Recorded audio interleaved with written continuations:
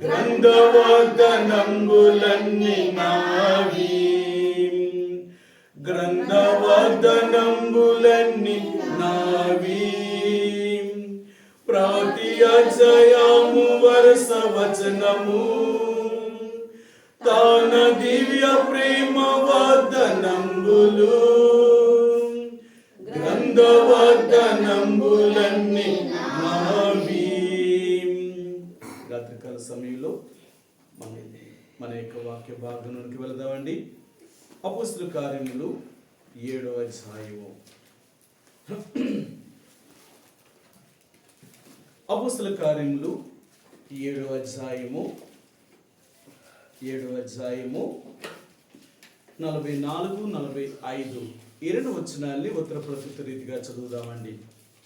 అపోస్తలుల కార్యములు 7వ అధ్యాయము 44, 45 ఈ రెండు వచనాల్ని ఉత్తర ప్రస్తుత రీతిగా మార్చి చదువుదాం. అతడు చూచిన మాదిరి చెప్పిన దాన్ని చేయవలనని మోషేతో చెప్పిన వాడు ఆజ్ఞాపించిన ప్రకారము సాక్ష్యపు గుడారము అరణ్యములో మన పితరుల యొద్ద ఉండెను. దేవుడు తమ ఎదుట నుండి వెళ్ళగొట్టిన జనములను వారు స్వాధీనం వచ్చుకున్నప్పుడు యెహోషువతో కూడా ఈ దేశంలో నుండి దాన్ని తీసుకొచ్చి ఈ రాత్రికాల సమయంలో చదువుకున్న లేఖన భాగాన్ని దేవుడు దీవించునుగాక.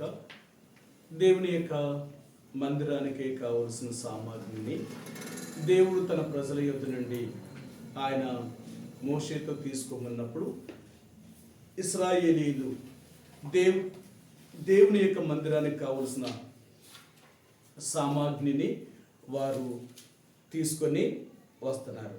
కాబట్టి ఈ రాత్రికాల సమయంలో దేవుని యొక్క ప్రజలుగా మరి మనము దేవుని వాక్యాన్ని ఎన్నో వారాలుగా మనం వింటున్నాం.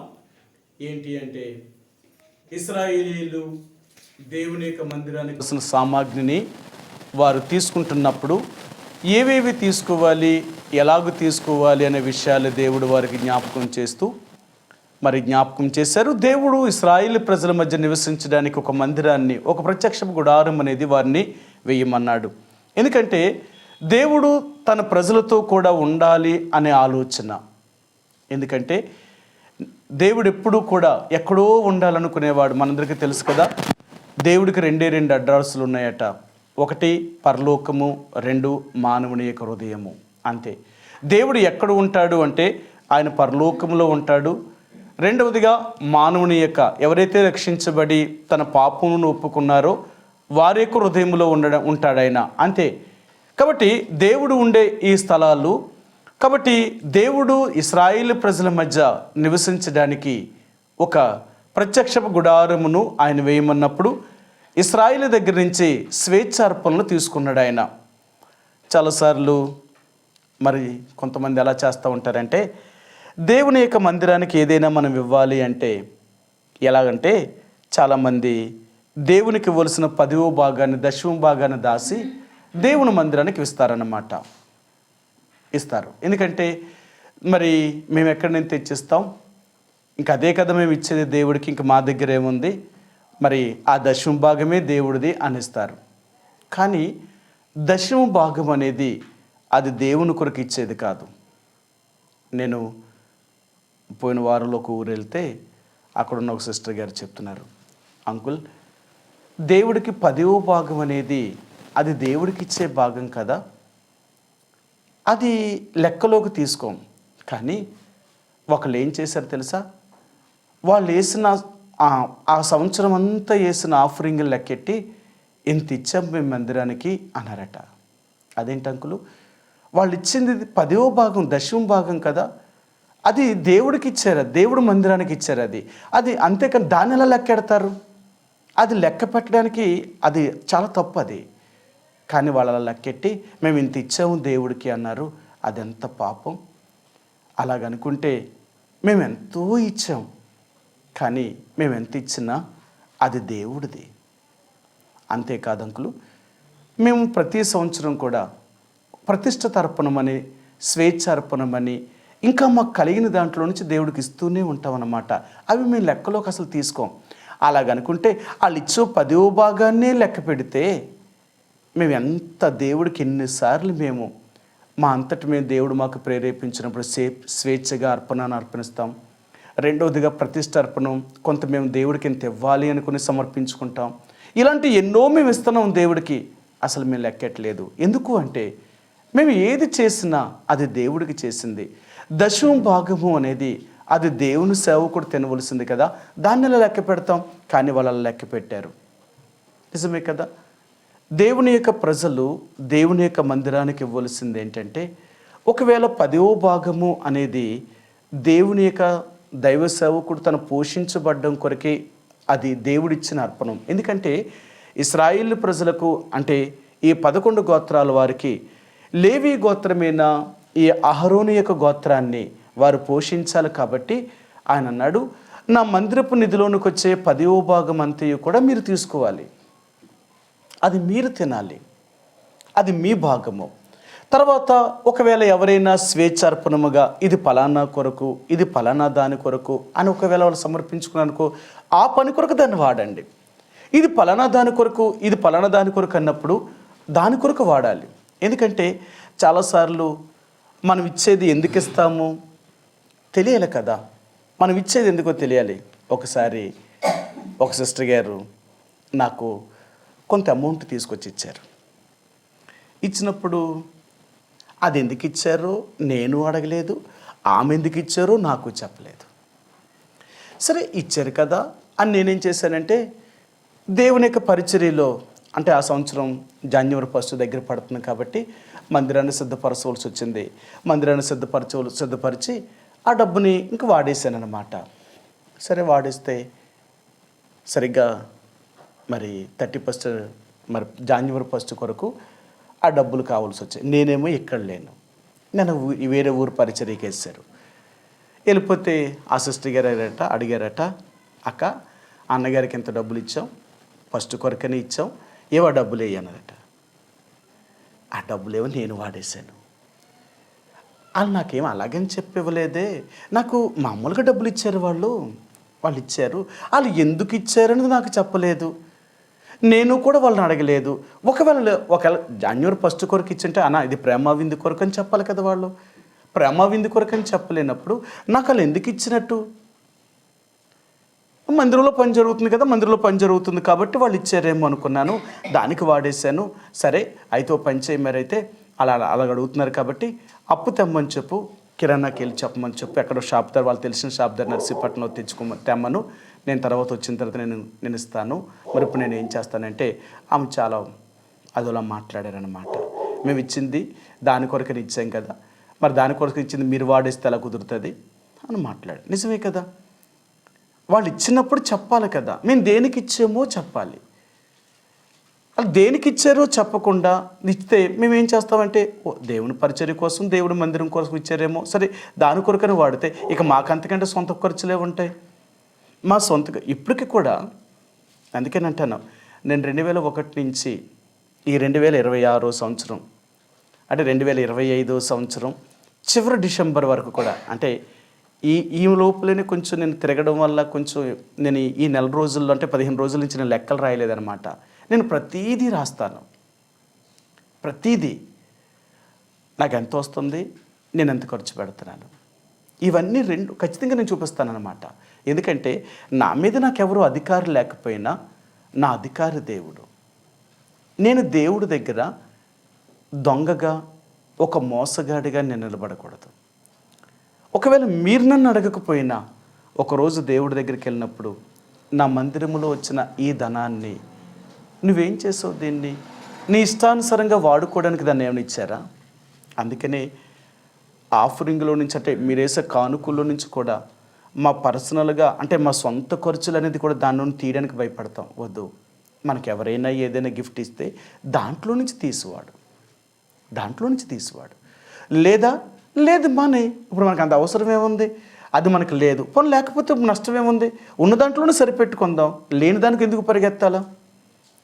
అందుకనే ఇప్పటి వరకు కూడా చాలామంది అనుకుంటారు ఒకరు ఇలాగ అన్నారట. ఏమన్నారంటే, వాళ్ళ పిల్లల చదువుల కోసం వాడుతున్నారు కదా మన సంద అంతా అన్నారట. ఇక్కడ వాళ్ళు కాదులే, వేరే చోట. నేను అన్నాను, అలాగన్నారా అంటే అలాగన్నారట. నేను అన్నాను, ఇప్పుడుకొచ్చి నా పిల్లల చదువుల కోసం వాళ్ళ ఫీజుల కోసం కూడా ₹1 కూడా ఎక్కడైనా ఆఫరింగ్ల నుంచి తీసుకట్టేనేమో చూపించమని వాళ్ళైతే. నేను వాళ్ళ మందిరానికి ఖర్చు పెట్టిందంత, నేను తీసుకున్నదంతా, నేను చేసిందంతా ఒక్కసారి వాళ్ళని ఆలోచించమని ఒకసారి. నేను చేసిందెంతో వాళ్ళకి తెలియాలంటే వాళ్ళు ఇచ్చిందెంత, నేను ఖర్చు పెట్టిందెంతో వాళ్ళకి చూడమని ఒకసారి. అప్పుడు తెలుస్తుంది వాళ్ళు నేను ఎలా ఖర్చు పెడతాననేది. లేదంటారా, వాళ్ళు నన్నే డైరెక్ట్గా వచ్చి అడగమను. ఇంత వస్తుంది, ఏం చేశారని అడగమను, నేను చెప్తాను దాని లెక్క అంతనా. అంతే తప్ప నా పిల్లల చదువుల కోసం అనేది ₹1 కూడా నేను ఆఫరింగ్లో తెలియదు. ఇప్పటికీ కూడా వాళ్ళ పెన్ను కూడా నేను కొనలేదన్నమాట. మరి ఎక్కడి నుంచి వస్తున్నాయి? ఎవరైనా నా పర్సనల్గా ఎవరైనా గిఫ్ట్ ఇస్తే ఆ గిఫ్ట్ తోటే వాళ్ళని చదివించాను, వాళ్ళ గిఫ్ట్ తోటే వాళ్ళని చేసేవే తప్ప అంతకంటే దేవుని యొక్క మందిరం నుంచి ₹1 కూడా తీసి చదువుల కోసం కూడా ఉపయోగించలేదు. ఎందుకంటే మా పైన పెద్దలు మాకేం నేర్పించారు అంటే, చదివించుకోవాలంటే గవర్నమెంట్ స్కూల్స్ ఉన్నాయి, నువ్వు ప్రైవేట్ స్కూల్లోనే చదివించవలసిన అవసరం ఏమీ లేదు. నువ్వు ప్రైవేట్ స్కూల్లో చదివించి ఆ దేవుడి డబ్బుని నీ పిల్లల కోసం నువ్వు ఎలా ఖర్చు పెడతావు? అది దేవుని డబ్బు, నీ ఇష్టానుసారంగా ఖర్చు పెట్టే అధికారం నీకు లేదు. కాబట్టి దేవుని డబ్బు దేని కొరకు ఖర్చు పెట్టాలి అంటే నువ్వు తినడానికి. రెండవదిగా హాస్పిటల్కి వెళ్తే దాని మందుల కొరకు మాత్రమే ఉపయోగించాలి. ఒకప్పుడంట మరి మాకున్న ముందున్న తరం వారు దేవుని యొక్క మందిరములోనంట వారు తినడానికి మాత్రమే దాన్ని ఉపయోగించేవారట. మందులకు కూడా హాస్పిటల్కి కూడా వాడేవారు కాదట. అప్పుడు పెద్దలు ఏమన్నారంటే, ఆయన ఇక్కడ పెద్ద సేవకులు భక్సింగ్ గారితో కలిసి పనిచేసిన వాళ్ళు తప్పది. ఈ రోజుల్లో ఆహారంతో పాటు మందులు కూడా ఒక ఆహారం అయిపోయింది. కాబట్టి మందులు వేసుకోవాలి, మందులు వేసుకోకపోతే మరి ఎలా బ్రతుకుతారు, మీరు ఎలా సేవ చేస్తారు, కాబట్టి మందులు కూడా వాడండి అని చెప్పారట. అప్పటి నుంచి వాళ్ళు ఏం చేశారంటే, వాళ్ళు తినడము మందుల కొరకు మాత్రమే ఆ డబ్బును ఉపయోగించేవారు అన్నమాట. అంతకంటే ఇంకేం ఉపయోగించేవారు. మిగిలిన ఆ డబ్బును ఏంటంటే మందిరం పరిచర్య కొరకు కానీ, మందిరం డెవలప్ కొరకు కానీ, లేక మీటింగ్స్ పెట్టినప్పుడు ఆ మీటింగ్స్లో ఖర్చు పెట్టడం కానీ ఇలాగ దాన్ని ఉపయోగించేవారు. అంతే తప్ప వాళ్ళ సొంతగా పర్సనల్గా ఏది ఉపయోగించేవారు కదట. ఎందుకు అంటే అడిగేవాళ్ళు ఎవరు లేరు. కానీ ఒకరోజు దేవుడు అడుగుతాడు కదా. మనుషుల్ని అడగపోయినా దేవుడు నిన్ను లెక్క అడుగుతాడు. అందుకే బైబిల్ గ్రంథంలో అన్నాడు, ఏం చెప్పేవారంటే, నిన్ను నీవే దేవుని కనపరుచుకుంటకు జాగ్రత్త పడు. ఎందుకంటే దేవుని సన్నిధికి నువ్వు వెళ్తున్నప్పుడు ఒకరోజు దేవుడి దగ్గర నువ్వు దోషిగా నిలబడకూడదు. ఈ 2 మాటలు చూపించారు. సరే మీకు చూపిస్తాను. ఆమోసు గ్రంథము 5వ అధ్యాయము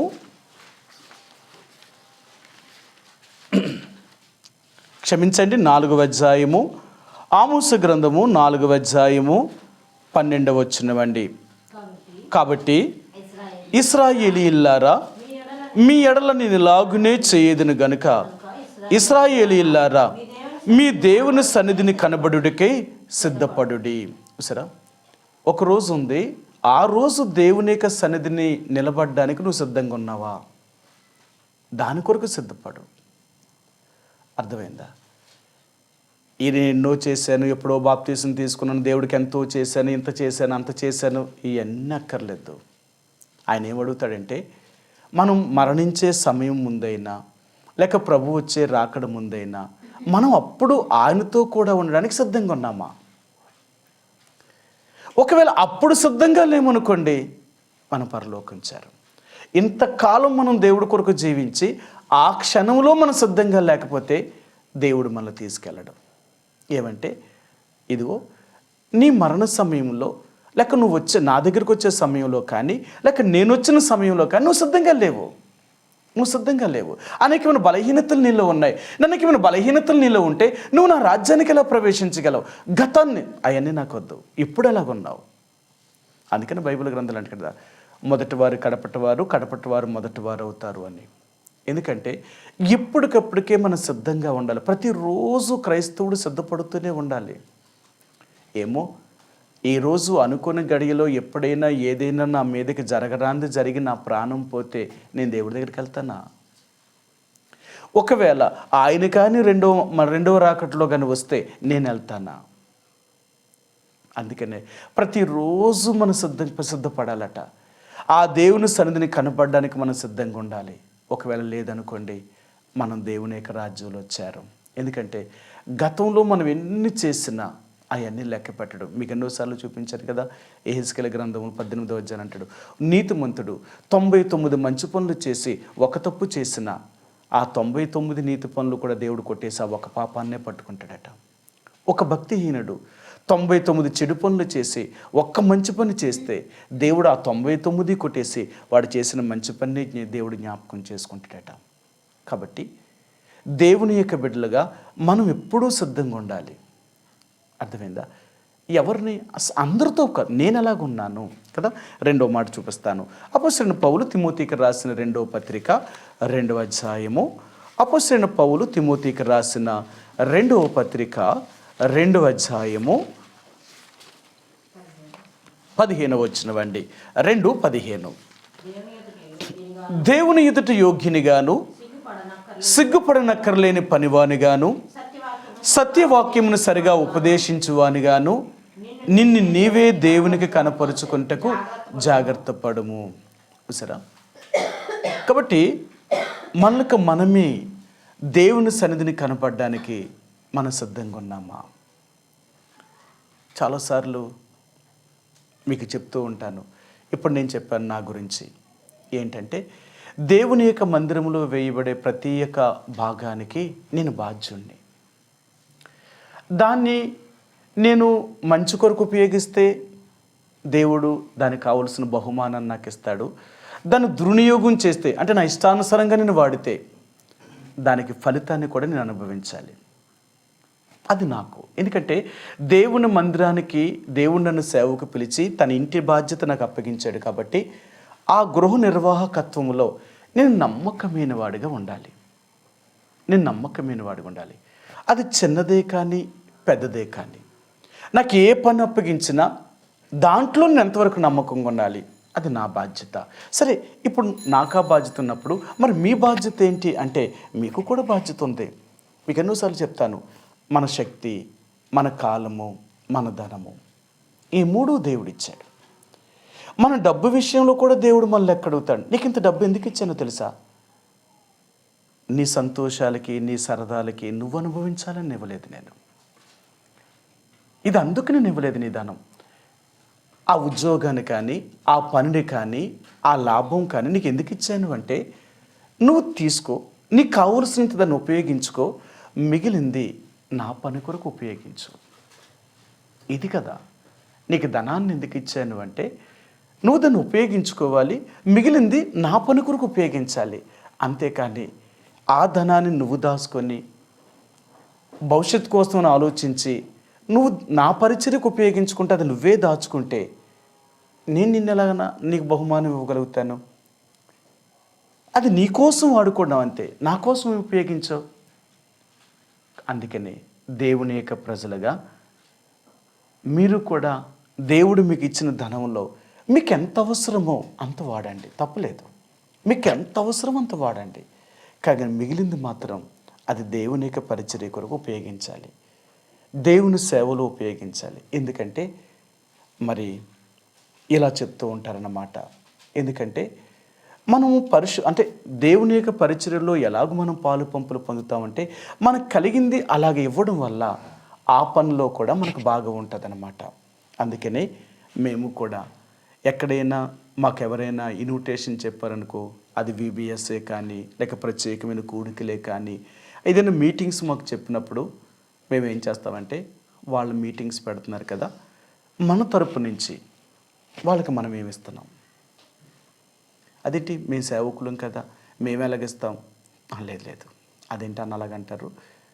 మీరు ఇంత మీటింగ్స్ పెట్టినప్పుడు మీ పరిచర్యలో, అంటే ఈ మీటింగ్స్లో మా భాగం మేము ఇవ్వాలి కదా, మేము కూడా దాంట్లో పాలు పంపులు పొందాలి కదా. మరి మీరొక్కరేంటి? అది కాదు, ఇది మీరు చేసే దేవుడు పని, మనుషుల పని కాదు కదా. మీరు దేవుడు పని చేస్తున్నప్పుడు ఖచ్చితంగా మేము ఇవ్వాలి. వాళ్ళు అంటారు, అదేంట్రా నువ్వు ఇస్తానంటున్నావు, నువ్వు సేవకుడు కదా, వద్దులే అంటారు. లేదు లేదన్నా, ఇందులో నేను పాలు భాగస్తున్నవ్వాలి. నాకు కూడా చిన్న స్వార్థం ఉంది. ఏంటంటే నేను కూడా దీవించబడాలి కదా. నేను దీవించబడాలి అంటే నేను పరిచర్యలో నా వంతు నేను సాయం చేయాలి కదా. ఇదన్నమాట. అందుకనే మన సహవాసంలో ఎక్కడ కూడా ఏ పని చేసినా ఎవరిని అడగం, మీరెంత ఇస్తారు, మీరెంత ఇస్తారు, మీరెంత ఇస్తారని అడగం. ఎందుకంటే ఆ ఆశీర్వాదము ఆ దేవునికి కావాలి అనుకుంటే వాళ్ళంతటా వాళ్ళు పాలు పంపులు పొందుతారు. లేదా వాళ్ళ ఇష్టం, అది వాళ్ళ ఇష్టమే, దాన్ని ఎవ్వరూ బలవంతం చేయమన్నమాట. అలాగని దేవుడు చేయకుండా మానడు. దేవుడు ఎంత గొప్పవాడు తెలుసా? మనం నిజంగా దేవుడు పని చేసేటప్పుడు దేవుడు ఎందుకు సాయం చేయడు? ఇక్కడ మనం చేయకపోయినా దేవుడు ఎక్కడి నుంచైనా సహాయం చేయగలిగిన వాడు ఆయన. అలాంటి దేవుడు ఆయన. అదే మన నమ్మకం అంత అనమాట. ఎందుకంటే మా పెద్దల దగ్గర మేము చూసి నేర్చుకున్నది ఏంటంటే ఇలా నేర్చుకున్నాం. అందుకనే ఏదైనా సరే దేవుడి యొక్క పరిచర్య కొరకు మేము ప్రార్థన చేసేటప్పుడు దేవుడు ఎప్పుడూ దేన్ని తక్కువ చేయలేదు ఆయన. ఎందుకంటే మనుషుల మీద ఆధారపడి చేసే పరిచర్య కాదు ఇది.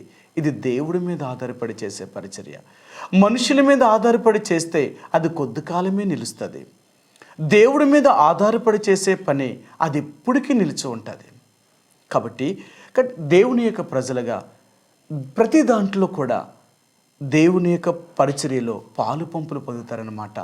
ఎలాగంటే దేవుని యొక్క ప్రజలకు ఒకసారి అంటే ఇలా చెప్తూ ఉంటారన్నమాట. ఏమంటారంటే, ఒకవేళ మనం దేవుని యొక్క పరిచర్య మనం చేయకపోయినా, మనం సమయం లేదు, మనకు తెలియదు, మనం ఎలా చేయాలో దేవుని యొక్క పరిచర్య గురించి మనకు తెలియదు. కాబట్టి ఏం చేయాలంటేనట, పరిచర్య చేసేవారికి సహకారులుగా పనిచేయాలట. అదట. అంటే మనం ఎలాగా దేవుడు పని చేస్తలేదు కాబట్టి చేసేవారికైనా సహాయకారులుగా ఉండాలట. మనం సహాయకారులుగా ఉండడం అంటే చేసే వాళ్ళ దగ్గర వాళ్ళకంత సామర్థ్యం లేకపోవచ్చు, ఆర్థికమైన ద్రవ్యం లేకపోవచ్చు. వాళ్ళకి తినడానికి తిండి కానీ, కట్టుకోవడానికి బట్ట కానీ, ఉండడానికి కానీ, ఒకవేళ వారు దేవుని పరిచర్య చేయడానికి మీటింగ్స్ కానీ వాళ్ళ దగ్గర ద్రవ్యం లేదనుకో, వాళ్ళు ఎంతో ఆర్థికంగా ఇబ్బందులు ఉన్నారనుకో, ఆ పరిచర్యలో మనం పాలు పంపులు పొందుతామన్నమాట. ఎక్కడైనా ఎందుకు ఇలా పాలు పంపులు పొందుతాము అంటే అది దేవుడు పరిచర్య కదా, వాళ్ళ సొంత పని కాదు కదా చేసేది. దేవుడు పని చేస్తున్నప్పుడు ఎక్కడైతే ఏంటి, అది ఏ పని అయితే ఏంటి, చేసే వాళ్ళకి మన సహకారులు ఉన్నామా లేదా, ఇదన్నమాట. అందుకనే దేవుని యొక్క పరిచర్య అనేది మనం పాలు పంపులు పొందుతామన్నమాట. అర్థమైందా? కాబట్టి ఇది అందుకని ఇశ్రాయేలు ప్రజల దగ్గర నుంచి దేవుడు వాళ్ళ స్వేచ్ఛ అర్పణలు తీసుకునేవాడు, ప్రతిష్ఠిత అర్పణలు తీసుకునేవాడు. ఎందుకంటే దేవుని యొక్క మందిరం బాగు చేయవలసి వచ్చినప్పుడు ఖచ్చితంగా చేయాలి. ఎందుకంటే యెహోషు రాజు కాలంలో 7 సంవత్సరాలకు రాజు అయ్యాడు ఆయన.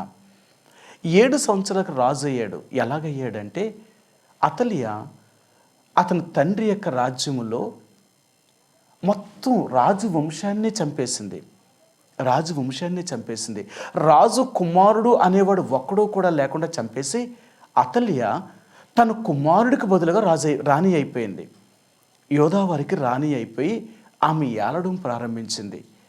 ఇలాంటి పరిస్థితుల్లో అతలియాకి తెలియకుండా రాజు కుమారుని ఒకడిని యెహోయాదా భార్య అయిన ఎలిజబెత్ ఆమె ఆ బిడ్డను దాచిందనమాట. తన దాదితో కూడా దాచింది.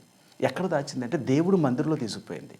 మందిరంలోకి తీసుకుపోయి రమారమి 7 సంవత్సరాలు, ఆ బాలుడికి 7 సంవత్సరాల వయసు వచ్చేంత వరకు రాజు కుమారుడు మందిరంలో ఉన్నాడని ఎవ్వరికీ తెలియదు అనమాట. వాళ్ళకి తప్ప ఇంకెవరికీ తెలియదు.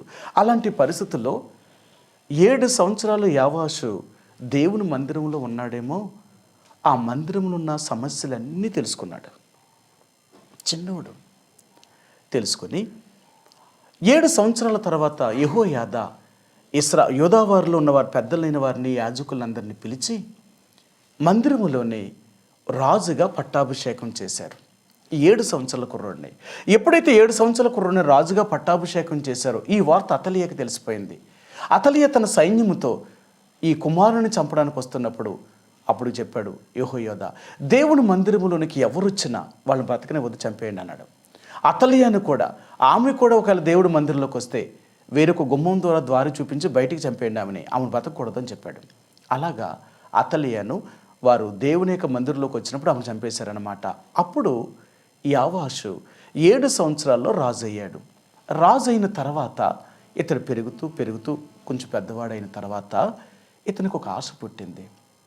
ఏంటంటే దేవుడు మందిరం పాడైంది, దేవుని మందిరాన్ని బాగు చేయాలి, ఎలాగా అని ఆలోచన చేసి యెహోయాదాను పిలిచి, అక్కడున్న పెద్దలైన వారిని పిలిచి, నాకు ఇలాంటి ఆశ కలిగింది, దేవుడు మందిరాన్ని బాగు చేయాలనుకుంటున్నాను, కాబట్టి మీరు దేవుడు మందిరానికి బాగు చేయడం కొరకే దేవుని మందిరంలోకి వచ్చే ద్రవ్యాన్ని మీరు పోగు చేయండి అన్నాడు ఆయన.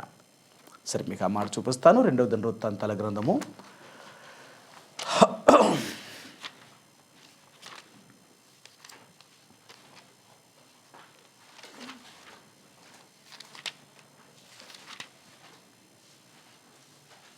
24వ అధ్యాయము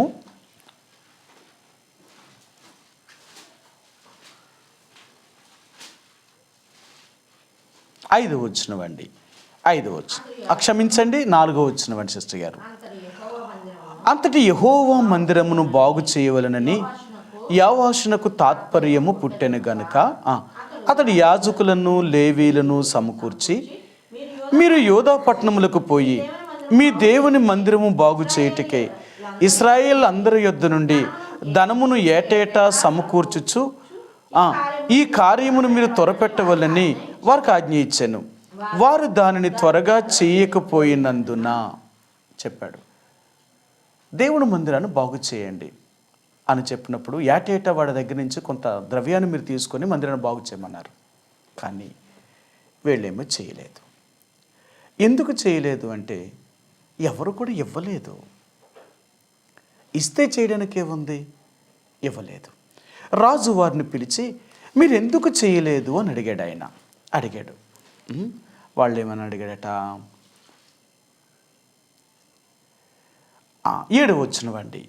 7వ వచనం, సాక్ష్యపు గుడారమును బాగు చేయుటకై యోధాలో నుండి యెరూషలేములో నుండి ఇశ్రాయేలు సమాజకుల చేత యెహోవా సేవకుడు మోషే నిర్ణయించిన కానుకలు లేవీలతో మీరెందుకు చెప్పి తెప్పించలేదని అడిగాను.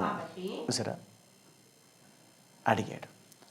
మీరెందుకు దేవుని యొక్క మందిరాన్ని బాగు చేయడం కొరకే మోషే నియమించిన కానుకలను మీరు ఎందుకు అడగలేదు అడిగాడు. వాళ్ళు అన్నారు, వాళ్ళు ఇవ్వలేదు, మేము చెప్పాం కానీ తేలేదు అన్నారు వాళ్ళు. 8వ వచనం, కాబట్టి రాజు ఆజ్ఞ చెప్పున వారు ఒక పెట్టెను చేయించి యెహోవా మందిర ద్వారం బయట ఉంచిరి. మరియు దేవుని సేవకుడు మోషే అరణ్యమందు ఇశ్రాయేలుకు నిర్ణయించిన కానుకను యెహోవా యొద్దకు జనులు తేవాలని యోధాలోను యెరూషలేములోను వారు చాటించిరి. కాగా అధిపతులందరూ జనులందరూ సంతోషముగా కానుకలను తీసుకుని వచ్చి చాలినంత మట్టుకు పెట్టెలో వేసిరి. లేవీలు ఆ పెట్టెను రాజు విమర్శించే స్థలమునకు తెచ్చుచూ వచ్చిరి. అందులో ద్రవ్యము విస్తారంగా ఉన్నట్టు కనబడినప్పుడల్లా రాజు యొక్క ప్రధాన మంత్రియు ప్రధాన యాజకుడిని నియమించిన పై విచారణకర్తయు వచ్చి పెట్టెలోనున్న ద్రవ్యమును తీసి యథాస్థానమందు దానిని ఉంచుచూ వచ్చిరి. వారి చెప్పున పలుమార్లు చేయుట చేత విస్తారమైన ద్రవ్యము సమకూర్చబడెను. సరే,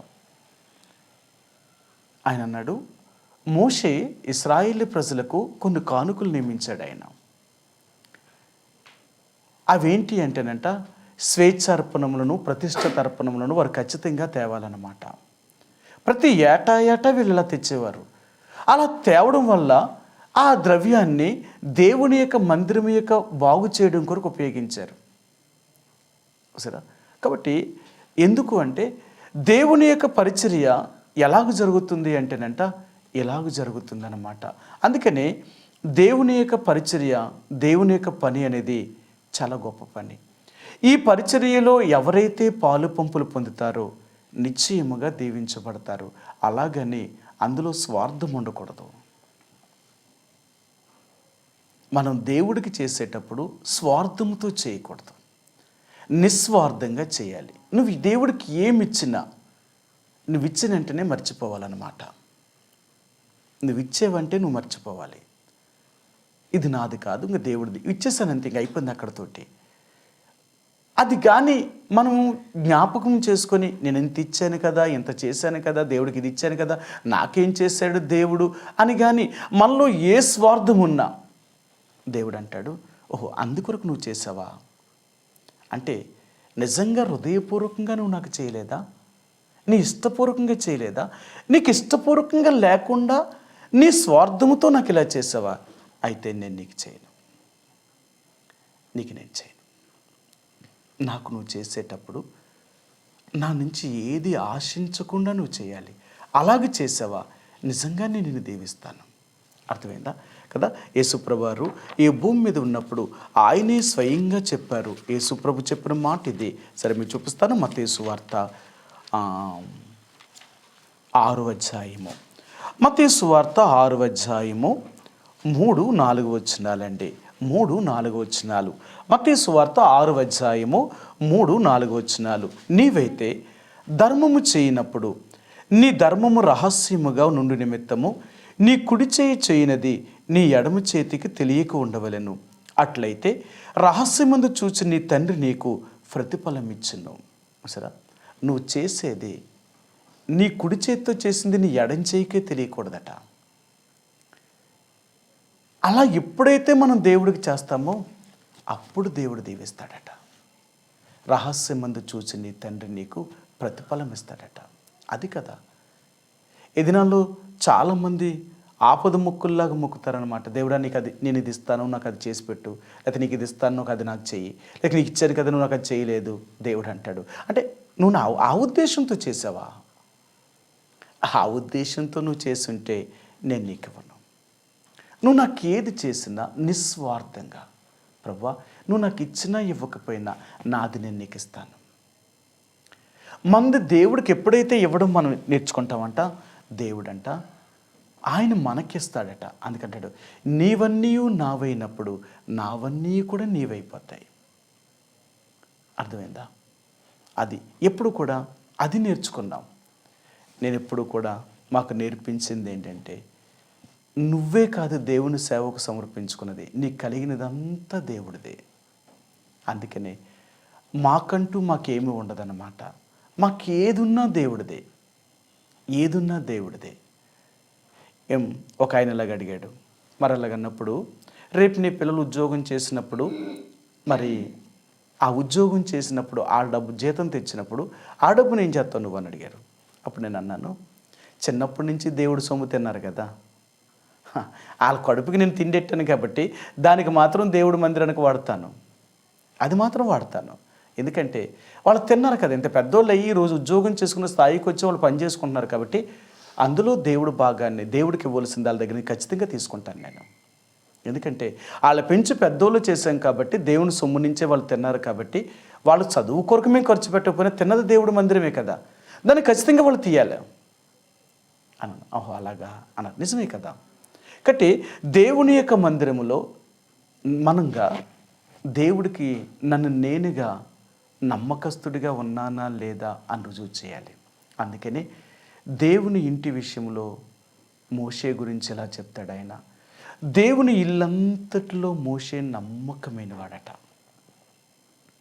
ఆయన గురించి దేవుడిచ్చిన సాక్ష్యం ఏంటంటే, దేవుని ఇల్లంతటిలో మోషే ఎంత నమ్మకస్తుడంటే, ఇశ్రాయేలు ప్రజలు విస్తారమైన బంగారము, వెండి, ఇత్తడి, ఆ నేల ద్రోమ వర్ణములు గల వస్త్రములు, ఆ దారం అంతా తీసుకొచ్చి ఇచ్చేవారట. కానీ ఎప్పుడు కూడా మోషే ఇది నాకు కావాలి అని దేవుడి మందిరంలో నుంచి ఏమీ తీసుకోలేదట. ఆ తయారు చేసే అహోలియాబు, బెసలేలు వీళ్ళెవరు కూడా మోషేతో చెప్పారు, అయ్యా ఇప్పుడు తెచ్చిన బంగారము, ఈ వెండి, విస్తడి విస్తారమైన తెచ్చేసారు వీళ్ళు, ఇప్పటికీ ఇంకా కానుకలు తెస్తానే ఉన్నారు వీళ్ళు, ఆగుతలేదు వీళ్ళు, ఇప్పుడు తెచ్చిందే ఎక్కువైపోతుంది, ఇంకా తెస్తున్నారు, కాబట్టి ఇప్పటికైనా ఆపమని చెప్పు వాళ్ళకి అన్నారట. అప్పుడు మోషే ఏం చెప్పాలా, ఇప్పుడు దాకా దేవుడు మందిరాన్ని తెచ్చారు కదా, ఇప్పుడు వాళ్ళు తెచ్చింది నేను తీసుకుంటాను అని అనలేదట ఆయన, అలా చెప్పలేదట. సరే మీకు ఆ మాట చూపిస్తాను. నిర్గమాకాండము ఇశ్రాయేలు ప్రజలతో మోషే ఆనాడు ఏం చెప్పాడో మీకు చూపిస్తాను. వారు విస్తారమైన ఆస్తిని వారు తీసుకుని వస్తున్నప్పుడు వారికి ఇలా చెప్పాడనమాట, ఇంక చాలు, మీరెవరు ఇంకా తేవద్దని వారు ఖచ్చితంగా వారికి ఆజ్ఞాపించాడనమాట. దేవుని యొక్క మందిరాన్ని బాగు చేయడం కొరకే వారు తెస్తున్నప్పుడు 36వ అధ్యాయము, నిర్గమాకాండము 36వ అధ్యాయము 4 నుంచి చదువుదామండి. అప్పుడు పరిశుద్ధ స్థల సంబంధమైన పని అంతయు చేయు ప్రజ్ఞావంతులందరిలో ప్రతివాడు తాను చేయు పని విడిచి వచ్చి మోషేతో చేయవలనని యెహోవా ఆజ్ఞాపించిన పని విషయమే సేవ కొరకు ప్రజలు కావలసిన దానికంటే బహు విస్తారముగా తీసుకుని వచ్చుచున్నారని చెప్పగా, మోషే పరిశుద్ధ స్థలమునకు ఏ పురుషుడైనను ఏ స్త్రీ అయినను ఇక మీదట ఏ అర్పణమునైనను తేవద్దని ఆజ్ఞాపించను గనుక పాలెమంది అంతటను ఆ మాట చాటించిరి. ఆ పని అంతయు చేయనట్లు దాని కొరకు వారు తెచ్చిన సామాగ్రి చాలినది, అది అత్యధికమైనది. చూసారా, ఎప్పుడైతే చాలు ఇప్పుడు తెచ్చిందే ఎక్కువైపోతుందని చెప్పారో మోషే కూడా అన్నాడు, అయితే ఇంకెవరో తేవద్దు దేవుడి మందిరానికి, ఎవరివ్వద్దు కూడా అన్నాడు. ఎందుకంటే ఇప్పుడు మీరు తెచ్చింది ఎక్కువ కదా, దీంతో పని అంతా అయిపోతుంది కదా. మరి ఇప్పుడు వాళ్ళేనాలి కదా, మరి ఇప్పుడు దాకా మరి తెచ్చాం కదా, నువ్వు నాయకుడు కదా, మరి మమ్మల్ని నడిపిస్తున్నావు కదా, నువ్వేమీ చేస్తలేదు కదా, నువ్వు కూడా తీసుకోవాలి కదా, కొంత నువ్వు తీసుకో, మేము తెచ్చేస్తాం. నాకు అక్కర్లేదు. దేవుడు మందిరం కొరకు మాత్రమే మీరు దేవుడు అడిగాడు, దానికి మీరు తెచ్చిచ్చారు. నాకు దేవుడు ఇస్తాడు. ఒకవేళ ఇవ్వకపోతే పర్లేదు, అలాగే ఉంటాను, కానీ నాకొద్దు. దేవుడు మందిరంలో నుంచి నేను ఏమీ తీసుకోను. అందుకని దేవుడు మోషే గురించి ఇచ్చిన సాక్ష్యంలో అంటాడు కదా, మోషే దేవుని ఇల్లంతట్లో నమ్మకమైన వాడట. కొంచెం కూడా ఎప్పుడు కూడా దేవుని మందిరములో నుంచి తీసుకోవాలని ఆలోచన లేదు ఆయనకి. ఎప్పుడు అలాగ ఆలోచించలేదు. అంత నమ్మకమైన వాడు. ఎందుకంటే నేను దేవుడి మందిరానికి ఇచ్చేవాడిని, కానీ నేను అక్కడి నుంచి నేను తీసుకునేవాడిని అలాగ వద్దు. అందుకనే దేవుడే మోషే గురించి దేవుడు సాక్ష్యం చెప్పాడట. మోషే ఎంత నమ్మకమైన వాడు అంటే, ఏ రోజును కూడా ఆయన నాయకుడిగా ఉన్నాడే తప్ప ఎప్పుడు కూడా దేవుని యొక్క మందిరములో తినడానికి ఆయన దేవుడు అర్హత ఇవ్వలేదు. ఎందుకన్నాడంటే, మోషేని యాజకుడిగా దేవుడు ఏర్పరచుకోలేదు. నాయకుడు అంతే మోషే. ఆ తర్వాత అహరోన్ని ప్రధాన యాజకుడిగా ఏర్పరచుకున్నాడు. అహరోను యొక్క కుమారుల్ని ప్రధాన యాజకులు చేశాడు, కానీ మోషే యొక్క కుమారుల్ని ప్రధాన యాజకులు చేయలేదు. అవునా? చేయలేదు. మీరు చూడండి, నిజంగా బైబిల్లో నిజంగా మోషే ఏమనాలంటే, ప్రభువా, నన్ను ఏర్పరచుకున్న కాబట్టి నా కొడుకులు ఆ తర్వాత స్థానంలోనికి రావాలి, నా కొడుకులు కాకుండా అహరోను యొక్క కొడుకులు నా స్థానంలో తీసుకొస్తానంటున్నావు అని కూడా మోషే అనలేదు. ప్రభువా, నీ ఇష్టం, నువ్వు ఎవరికి ఏ స్థానాన్ని అయితే ఇవ్వాలనుకుంటున్నావో ఆ స్థానాన్ని నువ్వు ఇస్తావు, నేనెవరిని కాదనడానికి. యాజకత్వాన్ని అహరోనుకి ఇచ్చావు, వారి కుమారులకి ఇచ్చావు. నా పని ఏంటంటే నన్ను నాయకుడిగా చేసావు, అంతే. నా కొడుకుల్ని ఏం చేయాలంటే అని చెప్పాడు, గెర్షోనీల యొక్క మోషే యొక్క సంతానంలో పుట్టినవారు గెర్షోనీలు.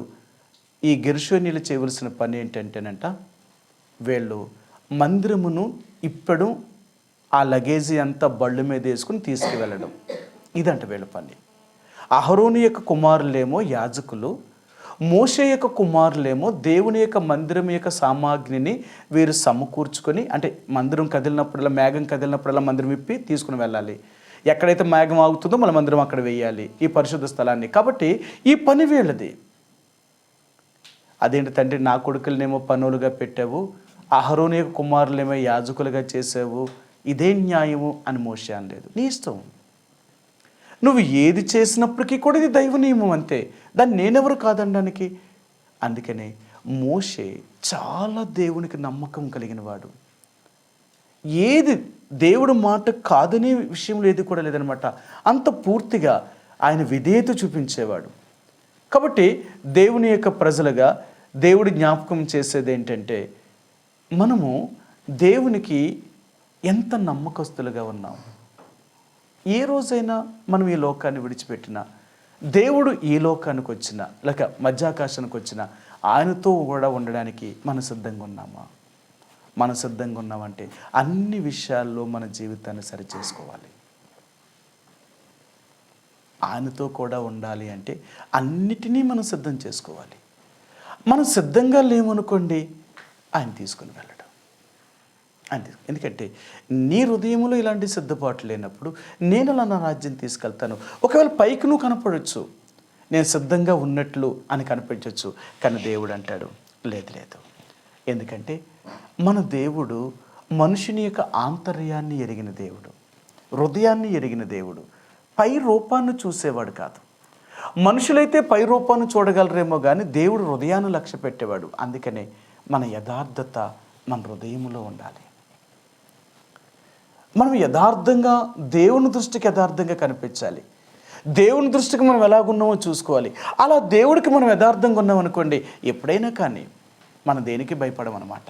మన మరణం వచ్చినా భయపడం, లేక ప్రభు యొక్క రాకుడు వచ్చినా భయపడం. ఎందుకంటే నేను అన్నీ సరి చేసుకున్నప్పుడు నాకు భయం ఏముంది? ఆయన ఎప్పుడు వచ్చినా ఇప్పుడు రమ్మని నేను వెళ్ళిపోతానంతే.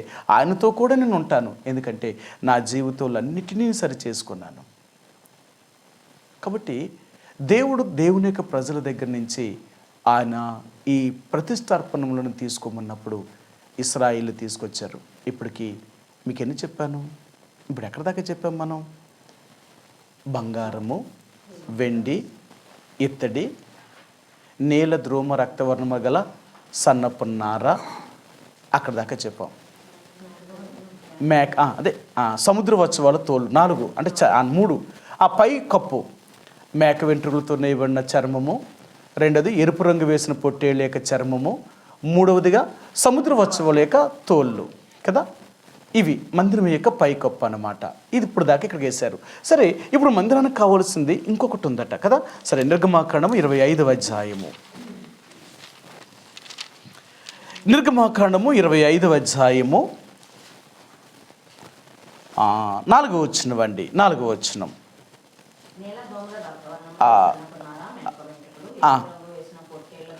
ఎరుపు రంగు వేసిన పొట్టేళ్ళ యొక్క తోళ్ళు. 5వ వచనం అంటే సముద్ర వత్సముల యొక్క తోళ్ళు, తుమ్మకర్ర. ఇప్పుడు మనకు కావాల్సింది ఏంటంటే తుమ్మకర్ర. ఇప్పుడు మనకు తుమ్మకర్ర. ఎందుకంటే సముద్ర వత్సవాల తోళ్ళు మనం పోయినసారి మన బైబిల్ పట్టణంలో చూసాం కాబట్టి ఇప్పుడు వీళ్ళు తీసుకురావాల్సిందని తుమ్మకర్ర. వారు అరేబియా దేశంలో వారు ప్రయాణం చేసేటప్పుడట ఆ ఎడారిలో వాళ్ళకు తుమ్మ చెట్లు అంటే చాలా విస్తారంగా ఉండేవట. ఆ తుమ్మ చెట్లు ఎలాగుండేవంటే చాలా బలంగా పైకి ఎదేవట. అందుకని ఆ తుమ్మకర్రలు ఎలాగుండేవంటేనట అడుగున్నర వెడల్పు, అంటే 3.5 వెడల్పు, 31.5 మూరల ఎత్తు, పొడుగు, అంత పొడుగు కూడా ఉండేయట. అవి ఆ ఎడారిలోనంటే అంత ఎత్తుగా పెరిగేవట. ఇప్పుడు ఆ తుమ్మకర్ర కావాలన్నమాట. ఆయన చెప్పాడు అది విస్తారంగా దొరుకుతుందట అరేబియా దేశంలో. ఇశ్రాయేలు ప్రజలు ఆనాడు ప్రయాణం చేసుకుంటా ఆ ఎడారిలో ఈ తుమ్మకర్ర. ఎందుకంటే తుమ్మకర్ర అనేదంట ఆనాడు దేనికి ఉపయోగించేవారు కాదట. ఆనాడే కాదు, ఈనాడే కాదు, తుమ్మకర్ర అనేది దేనికి ఉపయోగించరు. ఎందుకంటే అది పనికిరాని కర్ర. అది పనికిరాని కర్ర. రెండవదిగా ఈ తుమ్మకర్ర గట ప్రతి దగ్గర కూడా సూడు ఉంటుందట. ఎందుకంటే తుమ్మ చెట్టు నిండా ముళ్ళే ఉంటాయట. ముళ్ళు ఎక్కడైతే వచ్చిందో అక్కడ ఆ చెట్టు చుట్టు తిరుగుతుంది అన్నమాట. అందుకనే తుమ్మకర్రను దేనికి ఉపయోగించరట, దాన్ని దేనికి ఉపయోగించరట. రెండవదిగా ఈ తుమ్మకర్రను వారు పొయ్యిలోకి పెట్టుకోవడానికి తప్ప ఇంక దేనికి వాడరట. ఇది పనికిరాని కర్ర అన్నమాట. ఇది పనికిరాని కర్ర. చూడండి, కాబట్టి ఎవరు దేనికి ఉపయోగించలేనిది, పనికిరాని దానిని దేవుడి యొక్క మందిరము కొరకే వారిని తీసుకొని రమ్మన్నాడు ఆయన. అదేంటిది ప్రభువా? దేవదారు మానులు కానీ, సరళమరానులు కానీ, లేకపోతే ఎన్నో విస్తారమైన చెట్లు ఉన్నాయి, వాటిని వదిలేసి ఈ తుమ్మకర్రనే ఎందుకు వాడుతున్నావు? అసలు పనికిరాని కర్ర కదా. ఏంటి ఇలాంటి కర్ర అంటేనంట ఆయన చెప్పాడు. దైవజన్ భక్సింగ్ గారు దేవుని నివాస స్థలం అనే పుస్తకంలో ఈ తుమ్మకర్ర అంట మానవుడిని చూపించగలుగుతుందట. తుమ్మకర్ర అనేది ఒక మనిషిని చూపించగలుగుతుందట. అంటే అక్కడ ఆయన ఎలా రాశాడు అంటే, ఈ తుమ్మకర్రే యేసుప్రభువారు అన్నాడు ఆయన. తుమ్మకర్రే యేసుప్రభువారు అంటే దేవుడు కూడా మానవ రూపంతో భూమి మీదకి వచ్చాడు. ఆయన మానవ రూపంతో భూమి మీదకి వచ్చాడు. ఆయన దేవుడు ఎంతో గొప్పవాడైన ఆయన ఈ భూమి మీదకి దేవుడు దేవుడిలాగా రాకుండా దేవుడు మానవుడిలాగా భూమి మీదకి వచ్చాడట. ఆయన మానవుడిలాగా ఎందుకు భూమి మీదకి వచ్చాడు అంటే, ఏ మానవుడైతే ఎన్నిక లేనివాడో, ఏ మానవుడైతే ఉపయోగం లేనివాడో అలాంటి మానవ జన్మనే ఆయన ఎత్తి ఆ మానవుణ్ణి తన రాజ్యము కొరకే సిద్ధపరచాలనుకుంటున్నాడట. అందుకనే యేసుప్రభువారు చేసిన పని ఏంటంటేనంట, మనల్ని అందరినీ తన రక్తముతో మనల్ని కొనుక్కున్నాడట కదా. సరే మీకు చూపిస్తాను. ప్రకటన గ్రంథము మొదటి అధ్యాయము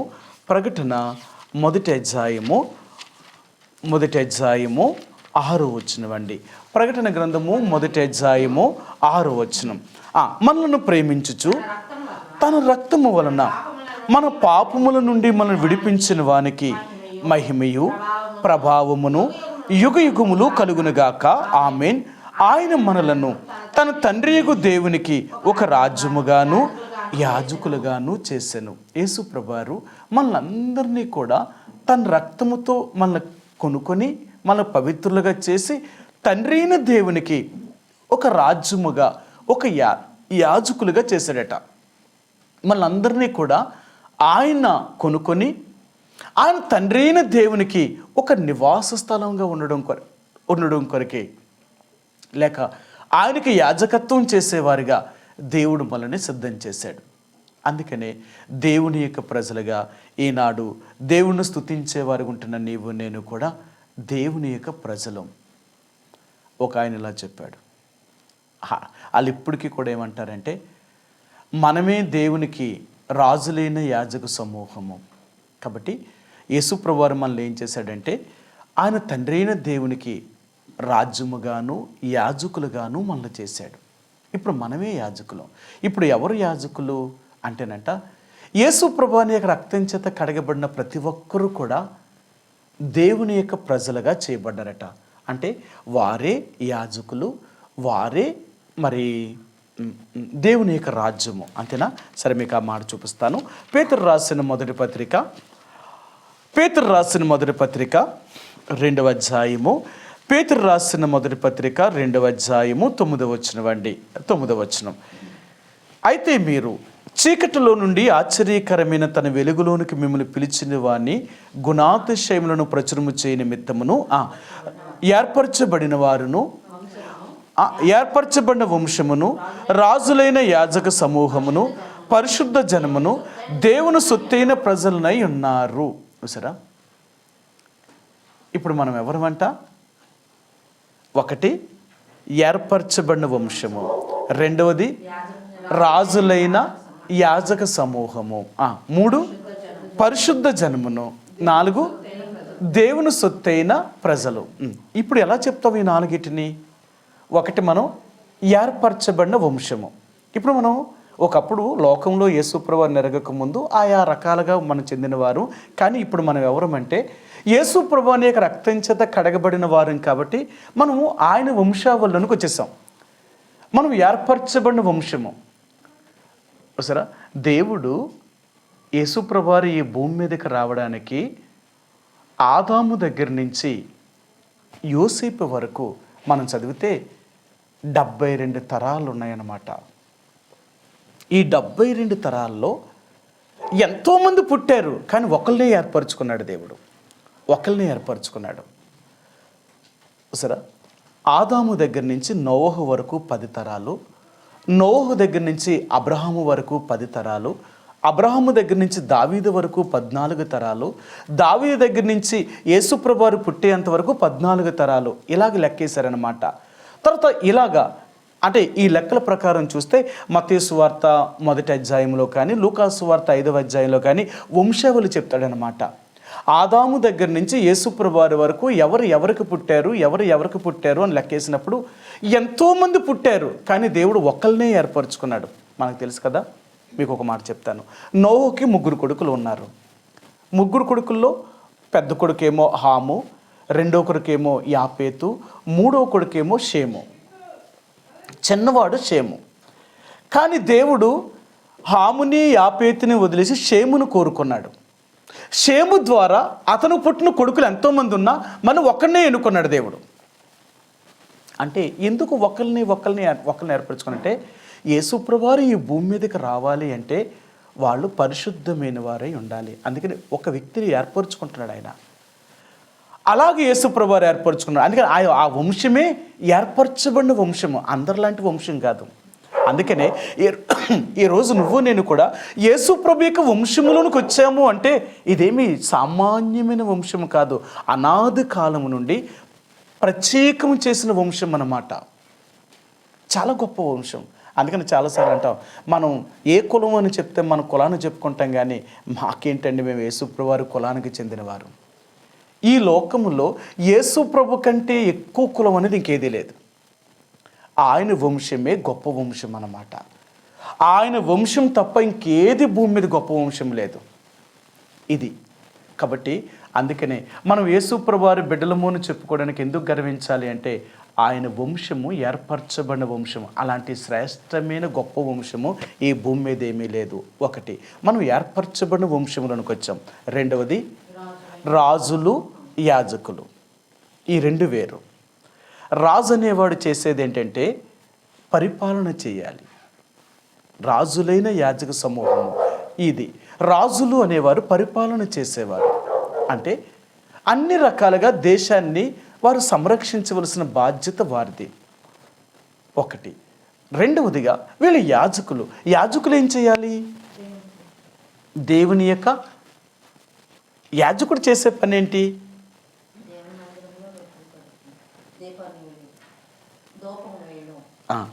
యాజకుడు 3 పనులు చేస్తాడు కదా. పరిశుద్ధ స్థలంలో 3 ఉన్నాయి కదా.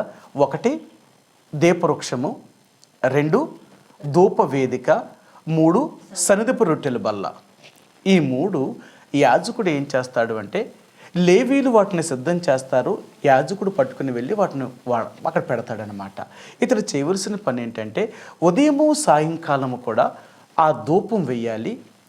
రాత్రి అయ్యేటప్పుడు దీపాలు ఆరిపోకున్నట్లుగా ప్రతిరోజు కూడా దీపం వెలుగుతూనే ఉండాలి. ఇవి అందుకనే ఆ అతి పరిశుద్ధమైన స్థలం ఏం చెప్తుందంటే దీపవృక్షం అనేది నీ సాక్ష్యాన్ని చూపిస్తుంది. నీ క్రియలు సరైనవిగా ఉండాలన్నమాట. దీపము ఆరిపోకూడదు. అందుకంటాడు దీపం వెలిగించి కొంచెం కింద కానీ మంచం కింద కానీ పెట్టరు, అది ఇంటి నుండి వారందరికీ వెలిగించడికే దీపస్తంభం మీదనే పెడతారు కదా. అందుకని మనుషులు మీ సత్క్రియలను చూసి పరలోకమందున మీ తండ్రిని మహిమపరిచినట్లుగా వారి ఎదుట మీరు మీ సత్క్రియలను చెయ్యండి అంటాడనమాట. మన సాక్ష్యము ముఖ్యం. మనం దేవుని బిడ్డలం కాబట్టి ఎక్కడున్నా మన సాక్ష్యాన్ని మనం కాపాడుకోవాలి. ఒక్కసారి మన మీద కానీ దేవుని బిడ్డల మీద కానీ మనం సరైన వాళ్ళం కాము అని పడింది అనుకోండి, ఇంకెప్పటికీ ఆ ముద్ర చెరుపుకోలేమన్నమాట. ఒక్కసారి మన మీద చెడు వార్త, చెడు స్వభావం, మన చెడు సాక్ష్యం కానీ పడిందంటే మనం ఎలాంటి వారమని చెప్పారంటే మనం ఎంత మంచి చేసినా ఆ పేరు పోదనమాట. అర్థమైందా? అందుకని అంటాడు ఆ దీపం అనేది ఆ సాక్ష్యాన్ని మనం కాపాడుకోవాలి. రెండవదిగా యాజకుడు చేయవలసిన పని అంటే ప్రతిరోజు కూడా ఉదయము సాయంకాలము కూడా ధూపమును వేయాలి. దేవుడికి ఇంపైన సువాసన ఆ ధూపం అన్నమాట. ఆ సాంబ్రాణిని ఆ ధూప వేదిక మీద సాంబ్రాన్ని వేయాలన్నమాట. ఆ సాంబ్రాణి వాసన అది వెళ్ళగానే దేవుడికి ఎంతో సంతోషకరమైన ఆ వాసన అన్నమాట. ఏంటి సాంబ్రాణి అంటేనంట మనందరికీ తెలుసు కదా. తూర్పు దేశపు జ్ఞానులు యేసుప్రభు వారికి 3 అర్పించారు కదా. 1 బంగారము, 2 సాంబ్రాణి, 3 బోలము కదా. సాంబ్రాణి అనేది ఏం చూపిస్తుంది అంటే దేవుణ్ణి ఆరాధించటం అన్నమాట. అందుకని ప్రతిరోజు మనం యాజకులుగా మనం చేసే పని ఏంటో తెలుసా? దేవుణ్ణి స్తుతిస్తూ ఉంటాం, మనం దేవుణ్ణి ఆరాధిస్తూ ఉంటామండి. యాజకుడు చేసే పని ఏంటంటే ఇది దేవుణ్ణి ఆరాధించడం, దేవుణ్ణి స్తుతించడం. ఆ ధూపవేదిక మీద ధూపం వేయడం అంటే ఏంటంటే ఆ సాంబ్రాన్ని వేయడం అంటే దేవుణ్ణి ఘనపరచడం అన్నమాట, ఆరాధించడం అన్నమాట. ఆరాధించడం ఇది యాజకులుగా వాళ్ళు చేసే పని. కానీ ఈరోజు ఏమంటున్నారంటే యాజకులు మనమే కాబట్టి, మనమే రాజులు మనమే యాజకులం కాబట్టి ఇంకా సేవకుడు అక్కర్లేదు అంటున్నారు వాళ్ళు. వాళ్ళకి ఏమని అర్థమైందంటేనట, ఇక సేవకుడే మనకు అక్కర్లేదు, మనమే రాజులు మనమే యాజకులం కాబట్టి మనమే మన పని మనం చేసేసుకోవచ్చు. మనమే మందిరానికి వెళ్దాం, మనమే వాక్యం చెప్పేసుకుందాం, మనమే డబ్బులు వేసుకుందాం, మనమే వండుకొని తిందాం, మనమే వెళ్ళిపోదాం. మనం ఎవరివి? మనమే రాజులేని యాజకులు, మళ్ళీ మనకు ఇంకో సేవకుడు ఎందుకు? మరి అలాగనుకుంటే యేసుప్రభువారు ఆ 12 మంది శిష్యులను ఎందుకు ఏర్పరచుకోవాలా? మరి అందరినీ రాజులైన యాజక సమూహంగా చేసినప్పుడు వాళ్ళకి అలాగ అర్థమైందా? అంటే మానవ జ్ఞానంతో మనం బైబిల్ చదివితే, మానవ జ్ఞానాన్ని ఆధారం చేసుకుంటే మానవుల రీతిగానే అర్థం చేసుకుంటాం. దేవుడు దానికి ఇవ్వలేదు. అది రాజులేని యాజక సమూహాలని చేర్చాడు అంటే యాజకుడు చేయవలసిన పని ఏంటంటే ప్రతిరోజు దేవుణ్ణి ఆరాధించడం, గణపరచడం వాడి పని. అందుకని యాజకుడికి మరొక పని లేదు ఇంక వాడు. మీరు బైబిల్ గ్రంథంలో చూడండి, యాజకుడు చేయవలసిన పని ఏంటి అంటే దేవుని యొక్క పరిశుద్ధ స్థలంలోకి వెళ్ళి ఆ సన్నిధిపు రొట్టెల బల్ల, దీపములు, మూడవదిగా ఆ ధూప వేదిక, అది మాత్రమే చేస్తాడు. ఉన్న లేవీలు బలిపీఠం దగ్గర ఉంటారు, పశువులు ఒలుస్తారు, క్రొవ్వును తీస్తారు, కాలుస్తారు, బూడిదని ఎత్తుతారు. ఈ పనంతా వీళ్ళదే. యాజకుడు మాత్రం చేయడు. అందుకనే యాజకుడు అనేవాడిని 30 సంవత్సరాలు పైబడి ఎక్కువ సంవత్సరాలు ఎవరైతే సీనియర్లు ఉంటారో వారిని యాజకుడిగా చేస్తారన్నమాట. బైబిల్ గ్రంథంలో యాజకుడికి 50 సంవత్సరాలు పెద్ద వయసు అయిపోయిన తర్వాత ఇంక యాజకత్వం చేయడానికి ఒప్పుకోలేదు. వాళ్ళని ఏం చేశాడంటే, నువ్వు 50 సంవత్సరాలు అయిపోయింది కాబట్టి నువ్వు వృద్ధాప్యంలోకి వచ్చావు కాబట్టి నీ స్థానాన్ని ఇంకొకరికి ఇచ్చేయి. నువ్వేం చేయాలో తెలుసా? ఒకవేళ నువ్వు పని చేసే శక్తి ఉంటే మందిరంలో ఇంకో పని ఏదైనా చేయి. ద్వారపాలకుడిగా కానీ, లేకపోతే మందిరాన్ని కాపాడే వ్యక్తిగా కానీ, దేవుడికి మందిరానికి వచ్చే విషయాలు లెక్క చూసే విషయంలో కానీ పై విచారణకర్తగా కానీ అలాగ ఉండు. కానీ ఈ యాజకత్వం నువ్వు చేయకూడదు. మరి నీ తర్వాత ఎవరున్నాడు? నీ తర్వాత సీనియర్ ఎవరున్నాడు అంటే నీ తర్వాత ఎవరైతే ఎక్కువ కాలం దేవుని మందిరంలో ఉన్నారో వాళ్ళని చెయ్యి. తర్వాత వాళ్ళు యాజకుడు తక్కువ కాలంలో వారు రిటైర్డ్ అవుతూ ఉంటారనమాట. వయసు తక్కువ కాబట్టి వీళ్ళు ఎంతోమంది దేవుని యొక్క మందిరంలో యాజకత్వం చేస్తూ ఉంటారు. అహరోను యొక్క వంశంలో వచ్చిన వాళ్ళందరూ కూడా యాజకులు అవ్వాలి కాబట్టి ఇలాగ వారు అవుతూ ఉంటారనమాట. యాజకుడు చేయవలసిన పని అది మాత్రమే, ఇంకే పని చేయడు. మీరు బైబిల్ గ్రంథంలో చూస్తే అది యాజకుడు చేసే పని.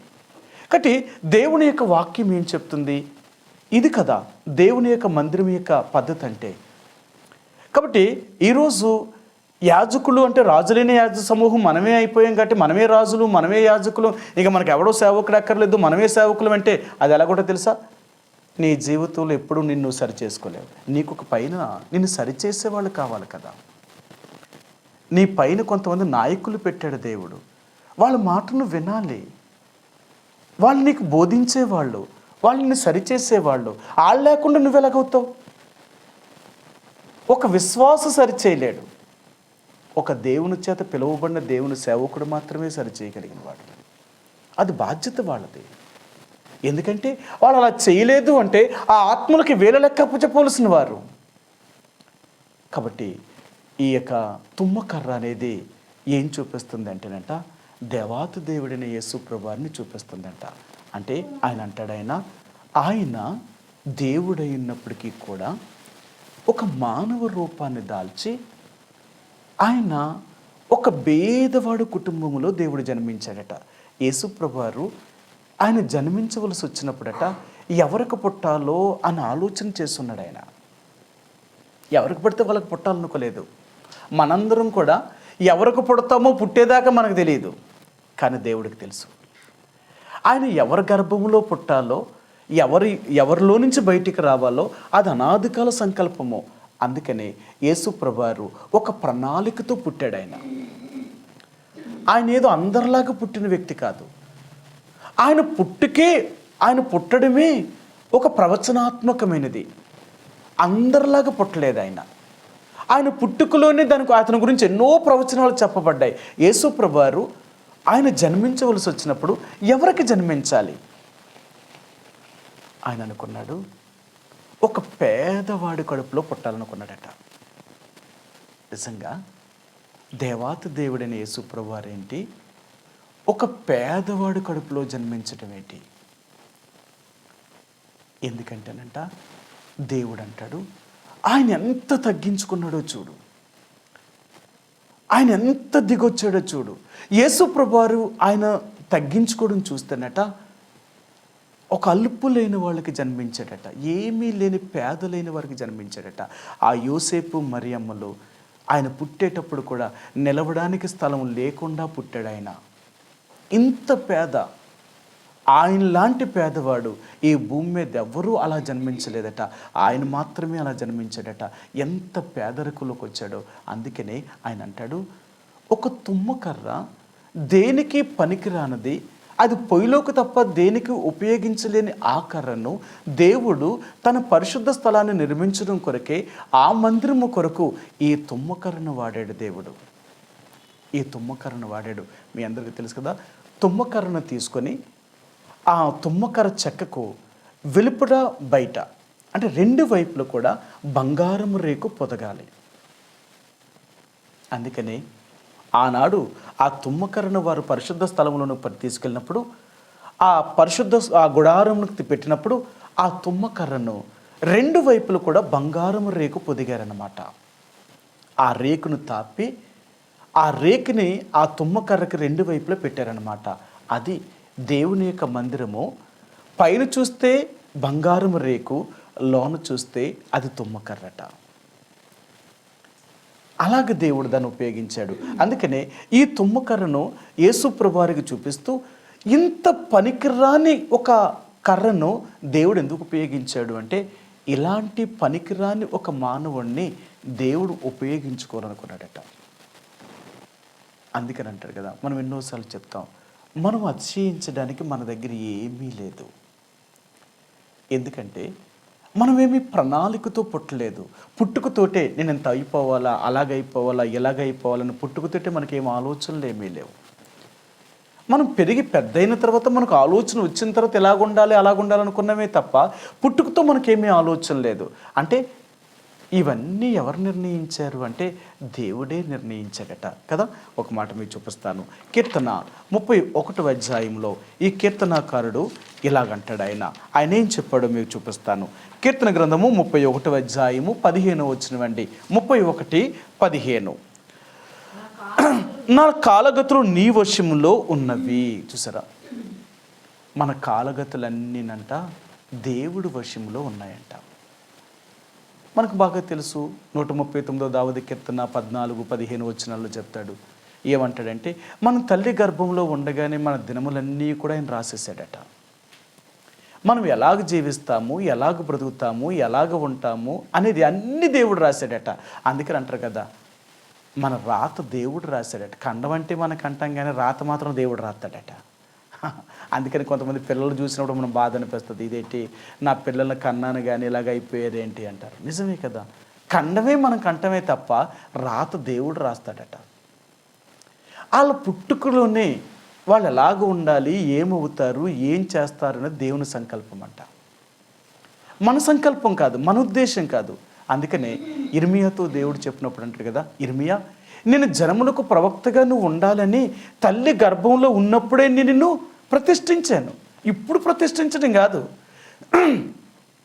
నువ్వు తల్లి గర్భంలో ఉన్నప్పుడే నిన్ను ప్రతిష్ఠించాను. నువ్వు నాకు యాజకుడిగా, లేకపోతే నువ్వు నాకు ఒక ప్రవక్తగా ఉండాలని. దేవుని యొక్క ఏర్పాటు ఎప్పుడంటే, మనం తల్లి గర్భంలో ఉన్నప్పుడే దేవుడు మన గురించి రాస్తాడట. ఆయన రాసినట్లుగా జరుగుతుందట. మనం అనుకుంటే జరగదట. మనం అనుకుంటాం, నేను ఇలాగ ఉన్నాను, ఇప్పుడు ఇలా చేశాను, అలాగయ్యానని మనం అనుకుంటున్నామట.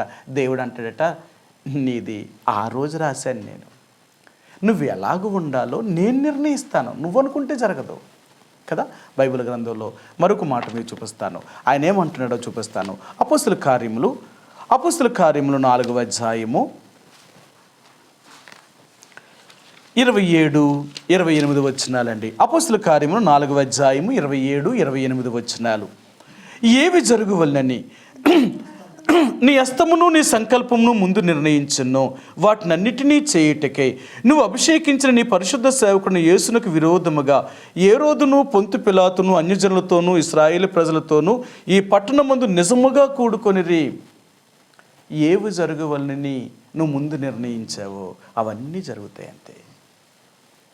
అది ఏదైనా సరే మనం అనుకుంటే జరగదు, దేవుడు అనుకున్నయే జరుగుతూ ఉంటాయి అన్నమాట. అందుకే కదా మనం అనుకున్నవన్నీ జరిగిపోతే ఇంక మనం ఉంటామా అంటాడు దేవుడు. నీ ఆలోచన కాదు నా ఆలోచన, నీ ఎడల నా ఆలోచన ఏంటో నేను నెరవేరుస్తాను. అందుకనే మనందరి గురించి దేవుడు మనం పుట్టక ముందే మన దినాలన్నీ రాశాడు. అవి నెరవేర్చడమే మన పని అంతే. ఆయనే నడిపించుకుంటూ వెళ్తూ ఉంటాడు. మన చేతుల్లో ఏమీ లేదు.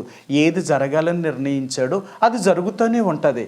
కానీ జరిగేదాన్ని చూసి అతిశయించడానికి ప్రయత్నించేదు, బాధపడడానికి కూడా ప్రయత్నించేదు. ప్రభువా ఇలా జరిగింది అంటే నీ సంకల్పం, అది ముందే నిర్ణయించో నాకు ఇలా జరగాలని, నేను ఎందుకు బాధపడాలా? నీ ఇష్టం, ఏది జరిగినా నీ ఇష్టమే. అందుకే కదా మనం ఎందుకు దేవుని ఇష్టానికి అప్పగించుకుంటామంటే అన్నీ నెరవేర్చేవాడు నువ్వు కదా, ఇంక నా ఇష్టం ఏముంది? నా ఇష్టం ఏమీ లేదు కదా. అర్థమైందా? కొన్నిసార్లు మన పిల్లల్ని అడుగుతాం, నీకేది ఇష్టం చెప్పు అని అడుగుతాం. వాళ్ళు అడుగుతారు, వాళ్ళ ఇష్టం ఎన్నో అడుగుతారు. అప్పుడు ఏమంటాం, అది కాదు ఇది తీసుకో అంటాం. వాళ్ళు ఆడేటప్పుడు నన్ను ఎందుకు అడిగావు అంటారు. వాళ్ళు ఆడేటప్పుడు నన్ను ఎందుకు అడిగావు నువ్వు అంటారు. అడిగితే మాత్రం నీ ఇష్టమేనా, మా ఇష్టం లేదా, మేమేది చేయాలనుకోవడం అది చేస్తాం అంతే. దేవుడు కూడా అంతే, మన ఇష్టం కాదు ఆయన ఇష్టం. అందుకని మనం ఏం చేస్తామంటే, ప్రభు నీ చిత్తం, నువ్వు ఏది చేయాలనుకున్నా ఇష్టం అంటే అప్పుడు దేవుడు అంటాడట, వచ్చేసావా, నా ఇష్టం అన్నావు కాబట్టి అయితే నీ ఇష్టాన్ని నెరవేరుస్తాను. మన దేవుడు ఎంత గొప్పవాడో తెలుసా? మనం దేవుని ఇష్టానికి అప్పగించుకుంటేనంట మన ఇష్టాన్ని నెరవేరుస్తాడట. కానీ మనం ఏం చేస్తామంటే, మా ఇష్టమే జరగాల, నేను అనుకున్నదే జరగాల, నేను అనుకున్నట్టే అవ్వాలా అని అన్నామనుకో, దేవుడు అంటాడు అది ఎప్పటికీ జరగనివ్వడట. నువ్వు అనుకున్నట్టు ఎప్పుడు చేయడట. నువ్వు అనుకున్నట్టు చేస్తే ఇంక దేవుడు ఎందుకు? అందుకని దేవుని బిడ్డలట ఆయన మనస్సుని ఎరుగుతారట. ఎప్పుడైతే రక్షించబడతామో రక్షించబడిన వాళ్ళట దేవుని మనసుని ఎరుగుతారట. వీళ్ళు దేవుని మనసుని ఎరిగితేనంట దేవుడు వాళ్ళకి ఏది కావాలో అది ఇస్తాడట ఆయన. సరే చూపిస్తాను మీకు ఆ మాటను. ఆయన కొరింథీయులకు రాసిన మొదటి పత్రిక 2వ అధ్యాయము, కొరింథీయులకు రాసిన మొదటి పత్రిక 2వ అధ్యాయము 16వ వచనమండి. 2:16. ప్రభు మనసును ఎరిగి ఆయనకు బోధింపగలవాడెవడు? మనమైతే క్రీస్తు మనసు కలిగిన వారము. సరే, మనమైతే క్రీస్తు యొక్క మనసును కలిగిన వారమంట. సరే, ఇంకో మాట కూడా చూపిస్తాను. ఆయన అంటాడు మనమంట ఆయన యొక్క మనసును మనం ఎరిగిన వారమంట. ఆయన మనసును ఎరిగిన వారం కాబట్టి ఆయనకు తగినట్లుగా మనం జీవించడానికి ప్రయత్నం చేయగలుగుతామన్నమాట. అందుకనే ఈ యొక్క అపోస్తలుడైన పౌలు అంటాడు, ప్రభు యొక్క మనసును ఎరిగిన వాడెవడు? ఒకవేళ ఆయన మనసును ఎరిగితేనంట ఆయనకు తగినట్లుగానే ఆయన యొక్క చిత్తాన్ని మనం నెరవేర్చగలుగుతామంట. అందుకని అంటాడు ప్రభు మనసును ఎరిగి ఆయనకు బోధింపగలిగిన వాడు ఎవడు అని చెప్పిన దేవుడే ఇంకొక మాట కూడా ఆయన వాడతాడండి. ఆయన మనసును ఎరిగిన వాళ్ళకట దేవుడు సమస్తమును సాధ్యం చేయగలుగుతాడు. సరే, మీకు చూపిస్తాను ఆ మాటను.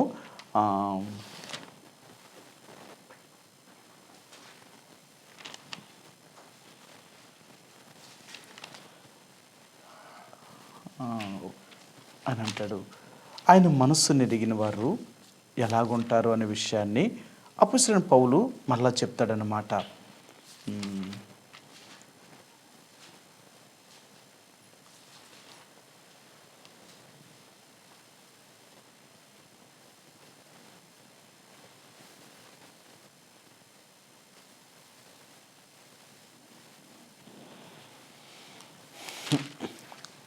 సరే, తర్వాత చూపిస్తానండి మీకు ఆ మాటను. ఖచ్చితంగా చెప్తాడనమాట. ఆయన మనస్సును మనం ఎరుగుంటే, నిజంగా ప్రభు యొక్క మనసు ఏంటో మనం తెలుసుకోగలిగితే అప్పుడు మనం ఎలాగుంటామంటే ఆయన ఉద్దేశంలో ఆయన యొక్క చిత్తంలో మనం వెళ్తామన్నమాట. ఆయన ఉద్దేశంలో ఆయన చిత్తానుసారంగా మనం ఏదైనా అడుగుతామన్నమాట. ఎందుకంటే ఆయన మనసు ఏంటో మనకు తెలుసు కదా. ప్రభు యొక్క మనసును ముందు మనం తెలుసుకోగలిగిన వారు ఉండాలి. ప్రభు యొక్క మనసును కానీ మనం తెలుసుకున్నాం అనుకోండి, ఆయనకు మనం ఏదైతే ఆయనకి ఇష్టమైనదో ఆయనకి ఇష్టమైన రీతిగా మనం అడుగుతాము, ఆయనకి ఇష్టమైన రీతిగా మనం చేయడానికి కూడా ప్రయత్నం చేస్తామన్నమాట. కాబట్టి దేవుని యొక్క బిడ్డలుగా ఏది జరగాలన్నా దేవుని యొక్క సంకల్పము, ఆయన చిత్తము లేనిదే, ఆయన ఉద్దేశం లేనిదే ఈ భూమి మీద మన ఎడల ఏది జరగదనమాట. అందుకని మనం ఎప్పుడు కూడా అతిశయించవద్దు, దేని గురించి కృంగిపోవద్దు కూడా. ఎందుకంటే మన జీవితంలో దేవుడు ఎలాగ ఉండాలి అని సంకల్పించాడో అలా తీసుకెళ్తాడు ఆయన, అలా తీసుకెళ్తాడు. ఎందుకు అంటే ఆయన ఇష్టం కాబట్టి. అందుకని ఆయన ఏమన్నాడంటే, దేవుడు మనల్ని ఏర్పరుచుకున్నాడు. ఆయన ఈ తుమ్మకర్రను ఎందుకు దేవుడు చూపిస్తున్నాడంటే, ఈ పనికిరాని కర్రనే దేవుడు ఉపయోగించుకొని తన మందిరంలో తనకు ఒక నివాస స్థలముగా చేయడం కొరకే ఆ తుమ్మకర్రను దేవుడు ఉపయోగించాడనమాట. ఆ పరిశుద్ధ స్థలాన్ని నిర్మించడం కొరకు ఈ తుమ్మకర్రే కావాల్సి వచ్చింది. ఆ తుమ్మకర్రే మానవుడిని చూపిస్తుంది. యేసుప్రభువారు నరరూపిదారిగా వచ్చిన దేవుడు తన్ను చూపించింది. రెండవదిగా మనల్ని చూపిస్తుందంట. యేసుప్రభు అంతటి వాడే తను తగ్గించుకొని మానవ రూపంతో భూమి మీదకి వచ్చి ఎన్నో శ్రమలను, కష్టాలని, బాధల్ని అనుభవించినప్పుడు నీవు నేను కూడా ఆయనకంటే గొప్పవాళ్ళమేమీ కానప్పుడు మనం అనుభవించడంలో ఏంటి మనకంత కష్టం? ఏదైనా. అందుకనే ఈ తుమ్మకర్రనంట దేవుడు బంగారముతో పొదుగుతున్నాడట, బంగారంతో పొదుగుతున్నాడు. ఎప్పుడైతే మనం దేవుని చిత్తానికి అప్పగించుకోగలుగుతామో అప్పుడు మనల్ని దేవుడు ఏం చేస్తాడంటేనట, వెలుపట బయట తన స్వభావాన్ని చూపిస్తాడట. ఈ బంగారం అనేది దైవ స్వభావాన్ని చూపిస్తుంది కదా. ఈ బంగారం రేఖని ఆ తుమ్మకర్రకి వెలుపట బయట కూడా పెడతాడట. అందుకనే మనం ఎన్నిక లేని వారం కావచ్చు, కానీ మనం నమ్ముకున్న దేవుని వల్ల మనకు ఆ ఘనత కలుగుతుందట. మనకు ఆ ఘనత కలుగుతుంది. ఎందుకు కలుగుతుంది అంటేనంట, వెలుపట లోపటేమో యేసుప్రభువారు మనం శుద్ధీకరించి పవిత్రులుగా చేశాడు. వెలుపట కూడా మన క్రియల చేత, లోకములో మనం చేసే పనుల చేత దేవుడు మనకి ఆ ఘనతను తీసుకొస్తాడట. అందుకని యేసుప్రభు అంటాడు, నన్ను ఎవరైతే నమ్ముకుంటారో వాళ్ళకి మెప్పు, మహిమ, ఘనత నేను కూడా కలిగిస్తాను. అది ఎక్కడా కలుగుతుంది? అది ఈ లోకాన్ని విడిచిపెట్టిన తర్వాత పరలోకంలో కూడా మీకు కలుగుతుంది. అందుకనే ఈ తుమ్మకర్రను దేవుడు అందుకు వాడాడట. అంతేకాదు, ఈ తుమ్మకర్రకున్న లక్షణం ఏంటంటేనంట, ఎక్కడ చూసినా సుడి ఉంటుందట, ముల్లే ఉంటుందట. ముళ్ళు ఎక్కడైతే వచ్చిందో దాని లోన సుడి ఉంటుందన్నమాట. అంటే మానవ జీవితం ఎలాంటిదంటేనట, ఎక్కడ చూసినా అది దేనికి పనికిరాని స్వభావం కలిగిన వాడట. అందుకని అపోస్తలుడైన పౌలు అంటాడట, అయ్యో నేనెంత దౌర్భాగ్యుడను, ఇట్టి మరణమునకు లోనుగా శరీరము నుండి నన్ను ఎవడు విడిపించగలడు అంటాడు. ఈ శరీరం ఎలాంటిదంటే అనేక రకాలైన పాపములతో ముడిపడిపోయింది, అనేక రకాలైన చెడుతో ముడిపడిపోయింది అనమాట. అందుకనే ఈ లోకంతో పుట్టిన, అంటే శరీరంతో పుట్టిన ప్రతి మానవుడు కూడా ఈ చెడు లక్షణాలు అనేవి వచ్చేస్తున్నాయి అన్నమాట. ఎక్కడి నుంచి వస్తున్నాయి అంటే, ఆది ఆదామైన ఆ ఆదాము పాపం చేయడం వల్ల, ఆ రోజున పాపముతో గర్భాన్ని ధరించడం వల్ల అక్కడి నుంచి మొదలైందండి ఈ శరీరం. మనందరికీ చెప్తూ ఉంటాం కదా, ఒక మనుషుని ద్వారా పాపమును, పాపం ద్వారా మరణమును ఎలాగ ఈ భూమి మీదకి తీసుకొచ్చిందంటే, ఆనాటి నుంచి ఈనాటి వరకు కూడా పాపము మనిషిని ఏలుబడి చేస్తుంది. ఎలాగే వెళుతుందంటే, శరీరాన్ని ఆసరా చేసుకొని, శరీరాన్ని స్వాధీనం చేసుకొని మనిషిని పాపంలోనే తీసుకువెళ్తుంది. అయితే రక్షించబడిన తర్వాత మనము పాపము నుండి విడుదల పొందిన వారము. అందుకనే ఏ రోజునైతే మనం రక్షించబడి పాపాలు ఒప్పుకున్నామో ఆ రోజు నుంచి ఈ పాప శరీరాన్ని మనకు లోపరుచుకుంటాం అన్నమాట. అందుకనే శరీరము ఆత్మకు లోబడేలాగా చేస్తాం. మనం ఈరోజు మన శరీరము ఆత్మకు లోబడేలాగా, కానీ ఆత్మ శరీరానికి లోబడేలాగా మనం చెయ్యం. అది లోకంలో దేవుని ఎరగిన వారు చేసే పని. మనం చేసే పని ఏంటో తెలుసా? ఆత్మకు తగినట్లుగా జీవిస్తామన్నమాట. ఆత్మ ఎలాగుంటుంది అంటేనట, ఆత్మ దేవుని యొక్క స్వభావంలో ఉంటుందట. ఆయన ఆత్మది. దేవుడు మనలోనికి ఆ జీవాత్మను ఊదినప్పుడు ఆ ఆత్మ మనలోనికి వచ్చింది. ఈ ఆత్మ దేవుడిది. ఈ ఆత్మ ఎలాగుంటుంది అంటేనట దేవుడు ఎలాగున్నాడో అలాగే ఉంటుందన్నమాట. అందుకనే ఈ ఆత్మకు ఎలాగైతే ఉంటుందో శరీరాన్ని కూడా అలాగే మారుస్తామన్నమాట కదా. మీకు ఒక్క మాట చూపించి నేను ముగిస్తాను. ఇంకా కొరింథీయులకు రాసిన మొదటి పత్రిక 12వ అధ్యాయము. కొరింథీయులకు రాసిన మొదటి పత్రిక 12వ అధ్యాయము 23 వచనమండి. 12:23. శరీరములో ఏ అవయములు ఘనత లేనివని తలెంతుమో ఆ అవయములను మరి ఎక్కువగా ఘనపరుచుచున్నాము. సుందరములు కాని మన అవయములకు ఎక్కువ సౌందర్యము కలుగును. సరే, కాబట్టి దేవుడు మనకిచ్చిన సౌందర్యం ఎంత ఉందంటేనంట, మనం చూడాలి అంటేనంట, పుట్టినప్పుడు ఒక బిడ్డ ఎంత అందంగా ఉంటాడో, ఎంత అందంగా ఉంటాడంటే చాలా అందంగా ఉంటాడు. ఆ అందాన్ని మనం ఎక్కడికైనా బయటికి తీసుకెళ్తున్నాం అనుకో, అందరూ చూస్తేనట ఆ బిడ్డకి ఏమవుతుందట, దిష్టి తగులుతుందట. అందుకని ఏం చేస్తారు, గాజులు దొరుకుతారు, దిట్టు గాజులు ఎడతారు, ఆ ముఖానికి నల్లని బొట్టు ఎడతారు, ఇక్కడో బొట్టు ఇంక అన్ని రకాల బొట్లు ఎడతారు. ఎందుకట, అదట. మనం ఎలా తయారు చేస్తామో చూసా, అంత అందమైన బిడ్డనంట బయటికి తీసుకెళ్తే దిష్టి తగులుతుందేమో, వాళ్ళు చూసి వాళ్ళు ఎత్తుకొని ఏమవుతాడని మనం అంట తయారు చేస్తామంట. ఇది ఎక్కడితో అవుతుందా, ఆకు. ఇంకా అక్కడి నుంచి పెట్టి చచ్చేదాకా పెడతానే ఉంటాం. ఆ బొట్లు, ఆ గాజులు, ఆ చెవులోని ఇవి ఇవన్నీ ఎందుకు పెడుతున్నావు, దేనికి పెడుతున్నావు తెలుసా, మనం అందంగా కనిపించడం కొరకు. నీ అందం ఏంటో తెలుసా, నీ హృదయం అందం. పైకి పెట్టుకుంటే అందంగా ఉండం, అర్థమైందా? ఎవరెట్టుకుంటారో తెలుసా, అందం లేని వాళ్ళు అందంగా తయారవడం కూడా పెట్టుకుంటారట. అందుకని కదా మనం అంటాం కదా, ఆ గంగిరెడ్డిలో తీసుకొస్తారట ఎద్దుని. ఆ ఎద్దు కదా, ఆ జంతువుకి దానికి అందం ఏముందండి, ఆ అందం దానికి సరిపోదు, చూసిన వాళ్ళందరికీ అందంగా కనిపించాలంటే ఆడేం చేస్తాడు తెలుసా, కొమ్ముల దగ్గర నుంచి చెవుల దగ్గర నుంచి దాని ఒంటి మీద అన్ని రకాలుగా బట్టలు వేసి అన్నీ తయారు చేసి అప్పుడు తీసుకొస్తాడు బయటికి. ఎందుకు, అంత అందంగా తయారవ్వకపోతే ఎవడు డబ్బులు ఇవ్వడు కదా. అదనమాట దేవుని బిడ్డలకట ఇలాంటి అందంతో పని లేదట. మన అందం ఏంటో తెలుసా, మన హృదయపు అంతరంగ సంబంధమైన అందమే మన అందం అంట. బాహ్య సంబంధమైన అందమే కాదంటున్నాడు. సరేనా? సరే, చూపిస్తాను మీకు ఆ మాటలు. అపోస్తలుడైన పేతురు రాసిన మొదటి పత్రిక 3వ అధ్యాయము. పేతురు రాసిన మొదటి పత్రిక 3వ అధ్యాయము 3వ వచనం అండి. 3:3. జడలు అల్లుకొనుటయు, బంగారు నగలు పెట్టుకొనుటయు, వస్త్రములు ధరించుకొనుటయు, వెలుపటి అలంకారం మీకు అలంకారముగా ఉండక. అది అర్థమైందా?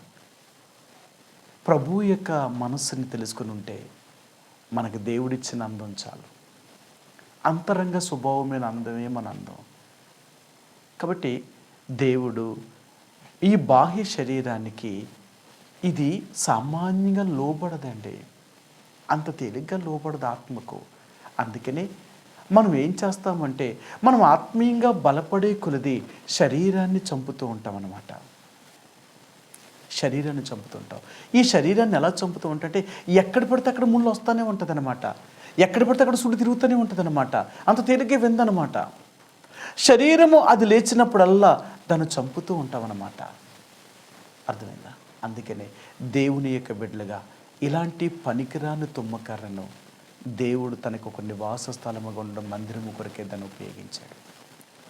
కాబట్టి ఈరోజు తుమ్మకర్ర అనేది నా జీవితాన్ని చూపిస్తుందన్నమాట.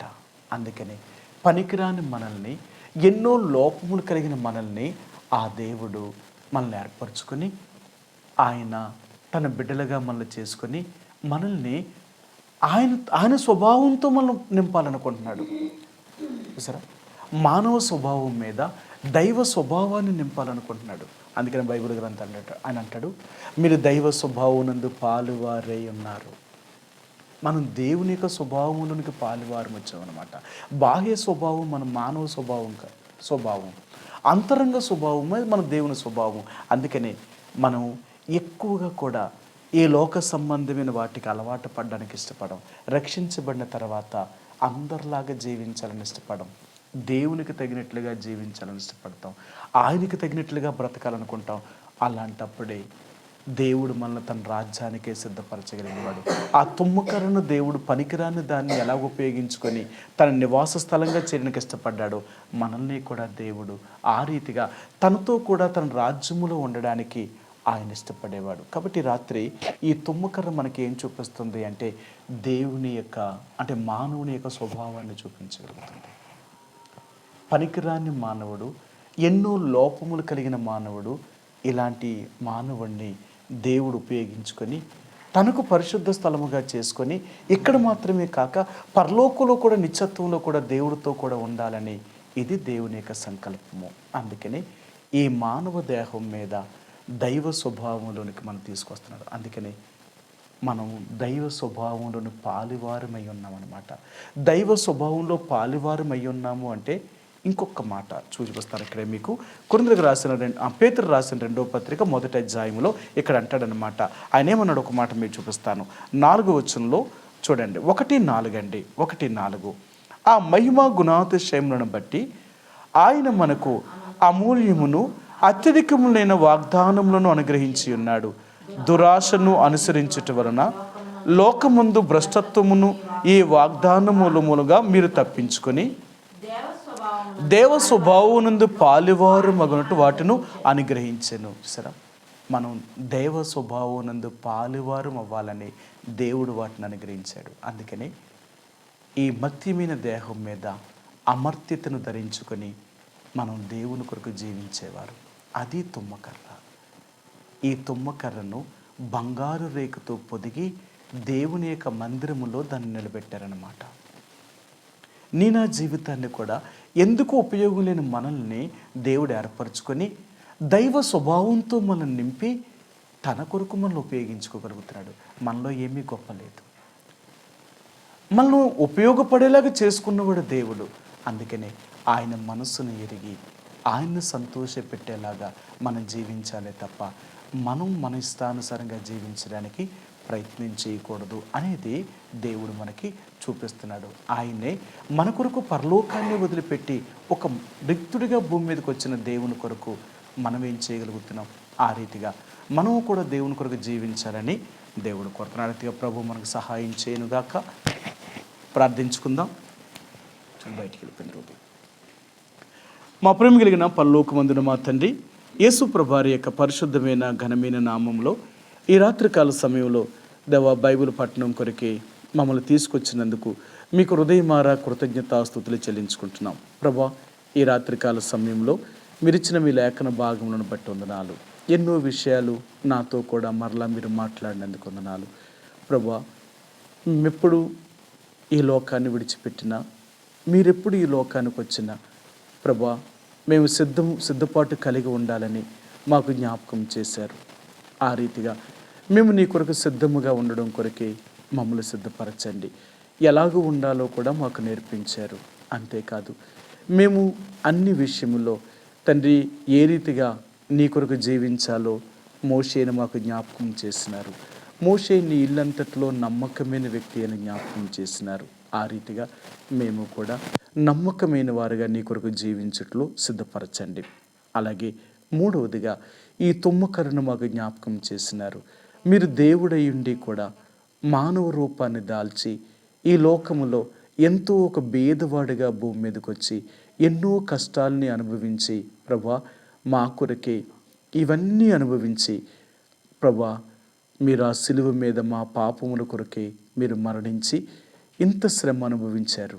అలాగే మేము కూడా అలాగే మీ కొరకు జీవించాలని, నీ మనసు నెరిగిన వారుగా ఉండి నీ ఇష్టాన్ని నెరవేర్చేవారుగా ఉండాలని, ఈ మట్టిమైన దేహం మీద అమర్త్యతను ధరించుకునే వారిగా ఉండాలని, ఈ బాహ్యమైన శరీరం మీద తండ్రి దైవ స్వభావంలో మేము పాలువారుగా ఉన్నంతగా మేము నిన్ను సంతోషపెట్టేవారుగా, నిన్ను కలిగి జీవించేవారుగా మేము ఉండాలని ఎన్నో విషయాలు మాకు జ్ఞాపకం చేసినారు. అందుకనే భౌతికమైన కనిపించే వాటి మీద మా గురి ఉంచక తండ్రి ఆత్మ సంబంధమైన వాటి మీద మా గురి ఉంచగలుగుట్లో సహాయం దయచేయండి, కృప చూపించండి. ఈ రాత్రికాల సమయంలో మీ సన్నిధికి వచ్చిన నీ బిడ్డల బట్టి వందనాలు. పేరు పేరున వారిని, వారి కుటుంబాలని ఆశీర్వదించండి, దీవించండి. వారికి ఉన్న ప్రతి అవసరతను తీర్చండి. బలహీనంగా ఉన్న వారిని మీరే ముట్టి స్వస్థతను అనుగ్రహించండి. సోదరుడు విక్టర్ పాల్ బ్రదర్ని, సోదరు సత్యవతి గారిని కూడా జ్ఞాపకం చేసుకుంటున్నాం. వారిని కూడా ముట్టండి. ఎంతో బలహీనంగా అనారోగ్యంతో ఉంటున్నారు, స్వస్థపరచండి. సోదరుడు విక్టర్ పాల్ బ్రదర్ని కూడా కనికరించండి. డయాలసిస్ చేయించుకుంటుండగా ప్రభు తనకు శక్తిని దయచేయండి, దాన్ని తట్టుకునే శక్తిని కూడా అనుగ్రహించండి. సహాయాన్ని దయచేయండి, స్వస్థతను అనుగ్రహించండి. ఇలాగూ ప్రభు మరొకసారి రూత్ సిస్టర్ గారిని, దేవేశ్వర సిస్టర్ గారిని కూడా కనికరించండి. వారి బలహీనతలపై గాయపడిన స్థానం ఉంచండి, సంపూర్ణ ఆరోగ్యాన్ని దయచేయండి. అలాగే తండ్రి, రేపు దినం లేయా సిస్టర్ వారి ఇంటి దగ్గర మరి సువార్త కూడుకులో కూడా సహాయాన్ని దయచేయండి. దేవా, మరి మీ సంధిని మేము అనుభవించట్లో అనేక మందికి రక్షణకరంగా మీ వాక్యాన్ని అనుగ్రహించండి. అలాగే తండ్రి, అరుణ సిస్టర్ గారిని కూడా జ్ఞాపకం చేసుకుంటున్నాం. వారి ఉద్యోగ బాధ్యతలను ఒత్తిడి నుంచి తప్పించండి, కాపాడండి. దేవ, తను రాసిన ఎగ్జామ్స్లో విజయాన్ని ఇచ్చారు. అలాగే ఇంకా మరి రాయవలసిన ఎగ్జామ్స్లో కూడా విజయాన్ని అనుగ్రహించి ఒక పర్మనెంట్ ఉద్యోగాన్ని మీరు అనుగ్రహించండి, తోడుగుండండి. అలాగే తండ్రి, దేవ ప్రిన్సిపల్ అసిస్టెంట్ కూడా కనికరించండి. దేవ, తన ఉద్యోగ బాధ్యతలు తోడుగుండండి, ఆరోగ్యాన్ని భద్రపరచండి. గత ఆదివారం సహోదరుడు రాగలగుట్లో సహాయం చేశారు. మీ సన్నిధికి రావడానికి మీ కృప చూపించండి. ఇలాగో ప్రభా, మరిని లీడియా అసిస్టెంట్ కూడా కనికరించండి. వారి కుటుంబాన్ని కూడా బలపరచండి. దేవ, తనకు కూడా శక్తిని అనుగ్రహించండి. ప్రతి బలహీనతలపై గాయపడిన స్థానం ఉంచండి. అలాగే తండ్రి, మరి ఇంకా బలహీనంగా ఎవరైతే ఉంటున్నారో వారిని కూడా జ్ఞాపకం చేసుకుంటున్నాం. నీ బిడ్డల కుటుంబాల్లో ప్రతి అవసరతను తీర్చి మీరే కాపాడండి. దేవ, తోడుగుండండి. ఇలాగ ప్రభా, సమస్తాన్ని మీ చేతులకు అప్పగిస్తూ తిరిగి ప్రజల వారి గృహాలకు వెళ్ళంటున్నారు. క్షేమంగా చేరగలుగుట్లో సహాయం దయచేయమని యేసు ప్రభువారి యొక్క పరిశుద్ధమైన ఘనమైన నామంలో స్తుతించి ప్రార్థించి అడిగి వేడుకుంటున్నాం మా తండ్రి, ఆమేన్. తొట్టిల్లకుండా మిమ్మల్ని కాపాడుటకును, ఆయన మహిమ ఎదుట ఆనందముతో నిర్దోషుడిగా నిలవబెట్టుటకును, మన శక్తిగల రక్షకుడైన అద్వితీయ దేవునికి మన ప్రభువైన యేసుక్రీస్తు ద్వారా మహిమయు మహాత్యమును ఆధిపత్యమును అధికారమును యుగములకు పూర్వమును ఇప్పుడును సర్వయుగములకును కలుగునగాక, ఆమేన్. ప్రైజ్ లార్డ్ అండి. ప్రైజ్.